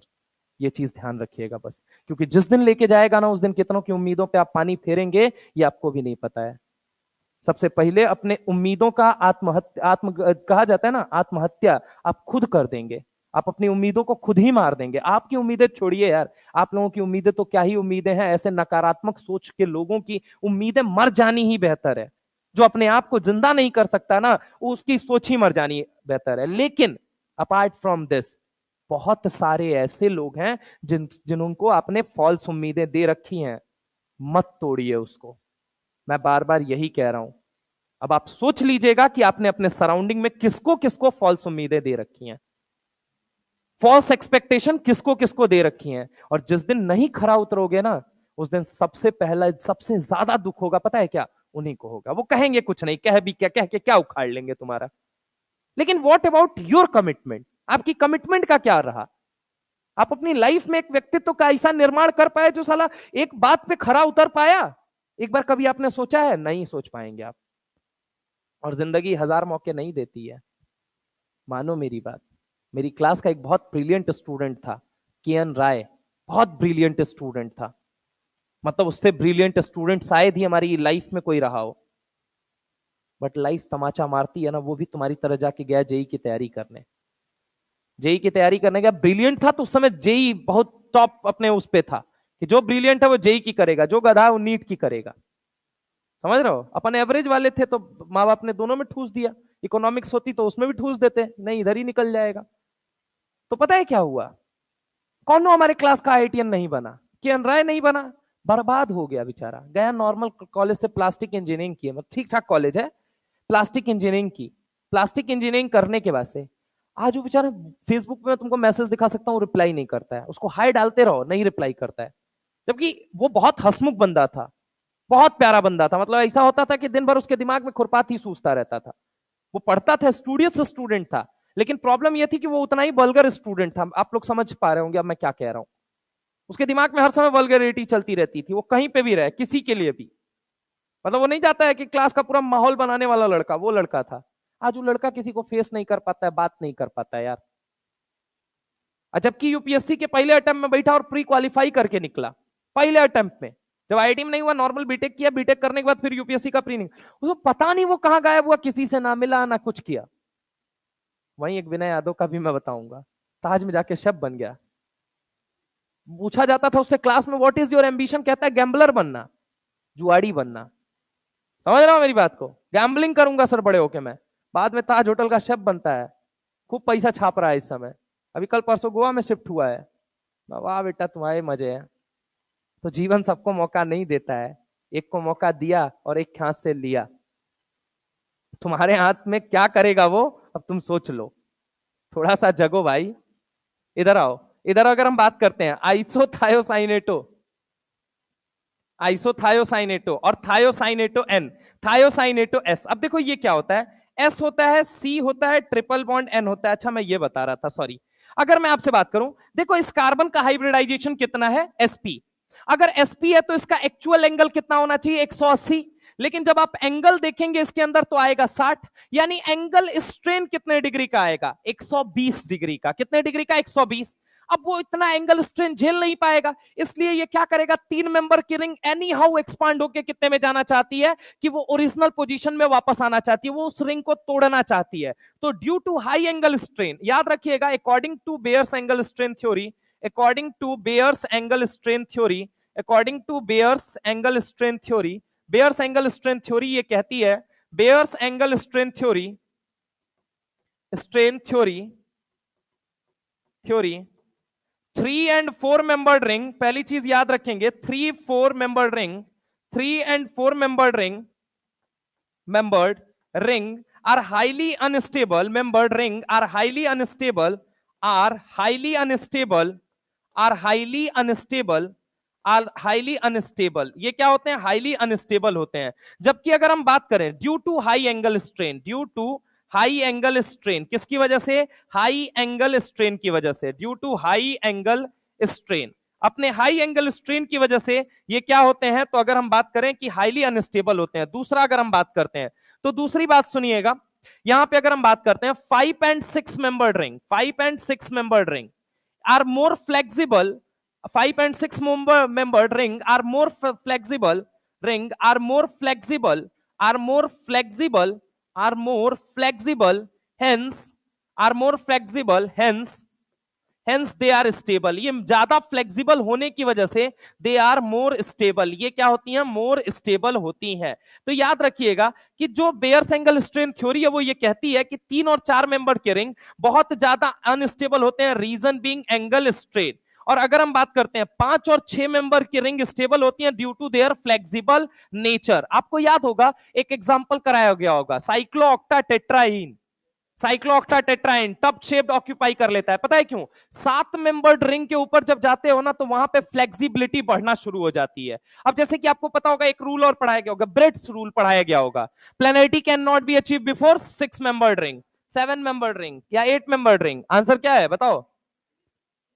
प्लैनेरिटी can not be achieve before 8 membered ring, 7 membered ring, 6 membered ring. कितना मेंबर्ड? 8, 6, 7। ब्रेड्स रूल क्या है? ब्रिज हेड कार्बन का हाइब्रिडाइजेशन sp2 नहीं हो सकता, मतलब सिंपल भाषा में बोले तो प्लानर नहीं हो सकता। तो प्लैनेरिटी कौन सी रिंग के पहले नहीं अचीव की जा सकती? Planarity can not be achieve before 8 membered ring. यही ब्रेड्स रूल कहता है कि प्लैनेरिटी 8 मेंबर रिंग के पहले अचीव नहीं की जा सकती, लेकिन 8 मेंबर रिंग के बाद प्लैनेरिटी। तो यहां पे ये फ्लेक्सिबल है। ऐसा नहीं है कि इनके अंदर फ्लेक्सिबिलिटी बहुत ज्यादा बढ़ गई है, इनके अंदर फ्लेक्सिबिलिटी ऐसा नहीं कि बहुत ज्यादा हो जाती है, फ्लेक्सिबल है किनके कंपैरिजन में? इनके कंपैरिजन में। इसीलिए बेयर्स एंगल स्ट्रेंथ थ्योरी कहती है कि 3 और 4 मेंबर के कंपैरिजन में 5 और 6 मेंबर की रिंग क्या होती है? स्टेबल। 7 और 6 में ज्यादा कौन स्टेबल होता है? 6 मेंबर। 6 मेंबर क्यों स्टेबल होता है? थर्मोडायनेमिक फैक्टर की वजह से। एनीवे, अगर हम बात करते हैं एंगल, अगर आप देखेंगे तो इस कार्बन का हाइब्रिडाइजेशन होगा sp। sp का मतलब एंगल कितना आना चाहिए? 180। अभी देखेंगे तो अगर ये बात, एक बात बताओ, मान लो यहां मेटल आयन आया, यहां पे जरा गौर से सुनना मेरी बात को, यहां पे एक मेटल आयन आया, मेटल आयन आके इससे इलेक्ट्रॉन मांगने की कोशिश कर रहा है। मान लो यहां पे मैंने तुमसे क्या बोला? Fe+2 आया, Fe+2 आके इससे इलेक्ट्रॉन ले रहा है और इससे इलेक्ट्रॉन ले रहा है। अब तू सोच के बता, क्या एक ट्रायंगल बन रहा है या नहीं बन रहा है? एक राइट एंगल ट्रायंगल में एंगल कितना आता है बताना जरा? 60 डिग्री। जबकि इसका हाइब्रिडाइजेशन कितना है? sp। मतलब एक्चुअल एंगल कितना होना चाहिए? 180। अब 180 माइनस 60, स्ट्रेन कितने डिग्री का है? 120। अब इस 120 इस हाईली एंगल स्ट्रेन के कारण ये रिंग टूटना चाहेगी। इसी वजह से कहा जाता है दे आर एम्बिडेंटेड लिगेंड, मतलब इनके पास एक से ज्यादा डोनेटिंग साइट है, लेकिन देंगे एक ही तरफ से, देंगे एक ही तरफ से। क्यों? क्योंकि जो ये रिंग बनाएंगे उसके अंदर बहुत ज्यादा स्ट्रेन आ जाएगा और वो क्या कर जाएगी? टूट जाएगी। इसीलिए इनको क्या बोला जाता है? Ambidentate ligand. Ligand which have more than one donating site but at a time they can donate by single side. ठीक है, मतलब एक समय पे वो एक ही तरफ से डोनेट कर सकते हैं। आइए एससीएन में देखते हैं। अगर मान लीजिए सल्फर की तरफ से दे रहा है तब तो इसका नाम अलग होगा, अगर नाइट्रोजन की साइड से लोन पेयर दे रहा है तब नाम अलग होगा। एक जगह नाम क्या होता है? थायोसाइनेटो एस, मतलब सल्फर की तरफ से दिया, तो दूसरी तरफ नाम क्या होता है? Thiocyanato N. अगर देखो सल्फर जुड़ गया तो ये वर्ड कंफर्म है कि थायो आएगा। अगर सल्फर कहीं पे भी जुड़ा है तो ये मान के चलिए सल्फर जुड़ गया तो वर्ड क्या लगेगा? बोलो जल्दी। सल्फर अगर जुड़ गया तो क्या वर्ड लगेगा? थायो। अब देखो साइनेटो, अगर मान लो नाइट्रोजन की साइड से डोनेट कर रहा है तो थायोसाइनेटो एन। अगर मान लो सल्फर की साइड से डोनेट कर रहा है थायोसाइनेटो एस। ये तो सेम तरह का नेमिंग हो गया। अदरवाइज क्या बोलेंगे? अदरवाइज आइसोथायोसाइनेटो और थायोसाइनेटो। अब देखो एस वाले को क्या बोलोगे? थायोसाइनेटो। उल्टा पढ़ोगे तो क्या नाम बनेगा? आइसोथायोसाइनेटो। ठीक है, तो ये 4 एग्जांपल जो होते हैं ये किसके अंदर होते हैं? एम्बिडेंटेड लिगेंड के अंदर। नाइट्राइटो ओ, नाइट्राइटो एन, जिसे नाइट्राइटो और नाइट्रो भी कहा जाता है, साइनेटो एन, साइनेटो ओ या आइसोसाइनेटो और साइनेटो भी कहा जाता है। इसके बाद आता है आपका साइनाइडो या फिर आइसोसाइनाइडो। इधर आ जाइए, थायोसाइनेटो एस या फिर थायोसाइनेटो एन, जिसे थायोसाइनेटो और आइसोथायोसाइनेटो भी कहा जाता है, डिपेंडिंग अपॉन कि आप किधर से डोनेट कर रहे हैं। Moving to the next part, अगर हम बात करें क्या कहता है? Cn minus is ambidentate ligand. Ambidentate ligand का मतलब क्या होता है? ऐसे लिगेंड जिनके पास एक से ज्यादा डोनेटिंग साइट है। पहला answer, it has multiple bond. गलत बात है, ऐसे तो multiple bond carbon carbon triple bond में भी है। क्या आप बोलेंगे उसे? तो आंसर है नहीं बोलेंगे। It form chelate. चिलेट क्या होता है? चिलेशन एक प्रोसेस है। एक चिलेशन क्या है? बोलो जल्दी। प्रोसेस। मैं तुमको बता दूं चिलेशन क्या है? Process. Process of ring formation. क्या होता है? बोलो जल्दी। Process of ring formation. इसी को हम क्या बोलते हैं? रिंग फॉर्मेशन के एक प्रोसेस को क्या बोला जाता है? चिलेशन। तो कह रहा है क्योंकि ये चिलेट बनाता है। भाई बेयर्स एंगल स्ट्रेन थ्योरी ये कहती है कि 3 और 4 मेंबर्ड की जो रिंग होती है वो हाईली अनस्टेबल होती है, तो ये भी आंसर नहीं हो सकता। अगला सवाल है, कार्बन हैज नेगेटिव चार्ज। तो नेगेटिव चार्ज ऐसे क्या मतलब हुआ? कार्बन कार्बन ट्रिपल बॉन्ड में भी कार्बन नेगेटिव पे होता है, क्या बोलेंगे एम्बिडेंट? तो जवाब है नहीं। तो यहां कैसे बोलोगे नहीं? Both carbon and nitrogen can donate lone pair. Because ambidentate ligand are the ligand which have more than one donating site. तो आंसर क्या हो जाएगा? 4। ठीक है, नेक्स्ट अगर हम आगे बात करते हैं, अब देखना some important abbreviation, aux gly DMG AC AC ईडीटीएस। ढंग से सुनना, इसके बारे में बहुत डिटेल डिस्कशन, क्योंकि इसमें बेसिक मीडियम का काम समझना बहुत जरूरी है। पहले तुम एक बार बोलो, aux gly DMG एडीटीए AC AC, बोलो बोलो। Aux gly DMG EDTA AC AC. कितने बजे तक क्लास होती है अपनी? हाँ, अरे 15 होती है, चलो कोई बात नहीं। एक बार ये काम करो, रुको मैं तुमको बता दे रहा हूं, ये बस 2 याद करके चले जाओ, ताकि हम कल कल इसके बाद देखो, अब सिर्फ सवाल है हमारे पास, अब ऐसा कुछ पढ़ने के लिए नहीं है, बस इनको समझा के फिर उसके बाद सवाल सवाल की जर्नी चालू हो जाएगी। सुनना, यहाँ पे मैं तुमको कुछ नाम लिख के दे दे रहा हूँ, नाम लिख के क्या क्या दे दे रहा हूँ वो ढंग से सुन लो, बाकी हम नेक्स्ट टर्न पे डिस्कस करेंगे। 1 मिनट यार, किसकी क्लास है इसके बाद? अरे यार जाने ले लेंगे मेरा, बोल देना तुम लोग को आज कुछ कर दिए थे, ठीक है? इसलिए इधर तो नहीं, वैसे नहीं, क्योंकि सिलेबस का पंगा सबके सर पे है ना, इसलिए कोई बात नहीं। इधर देखो जरा गौर से, एक क्या याद रखना है, ऑक्स ग्लाई डीएमजी, बोलो मेरे साथ, ox gly DMG idiot AC AC, ox gly DMG idiot AC AC. उसके बाद से क्या याद रखोगे? ईएन बीएन टीएन पीएन डायन ट्रायन। क्या बोलो बोलो? ईएन बीएन टीएन पीएन डायन ट्रायन। क्या क्या? ईएन बीएन टीएन पीएन डायन ट्रायन। और एक और याद रखोगे, पाई डाई पाई ट्राई पाई। क्या क्या याद रखना है? पाई डाई पाई ट्राई पाई, पाई डाई पाई ट्राई पाई, ईएन बीएन टीएन पीएन डायन ट्रायन, aux gly DMG idiot AC AC. ठीक है, एक्वा सॉल्यूशन को लिया था, सबसे पहले फटाफट सुन लेना, एक्वा सॉल्यूशन को लिया था, कंटेनर में इकट्ठा किया था, हीट किया था, पानी को उड़ाया था, पानी को उड़ाने के बाद क्रिस्टल बनाया था, क्रिस्टल बनाने के बाद पानी में डाला था, अगर कंप्लीटली आयोनाइज हो गया, नाम क्या बना था? क्या नाम बना था? अगर नहीं हुआ था तो कार्नेलाइट क्या है? एक। अच्छा एक बात तो, लिगेंड की कैटेगरी कितनी है? 4। कितनी है? स्फीयर कितने तरह के हैं? पहला कौन सा है? दूसरा कौन सा है? अब देखो यार, ये करके आते हो और उसके बाद तुम कहते हो सिलेक्शन होगा, नहीं होगा बे, सिलेक्शन नहीं होगा मित्र, नहीं होगा, मानो मेरी बात, नहीं होगा सिलेक्शन। कल का पढ़ाया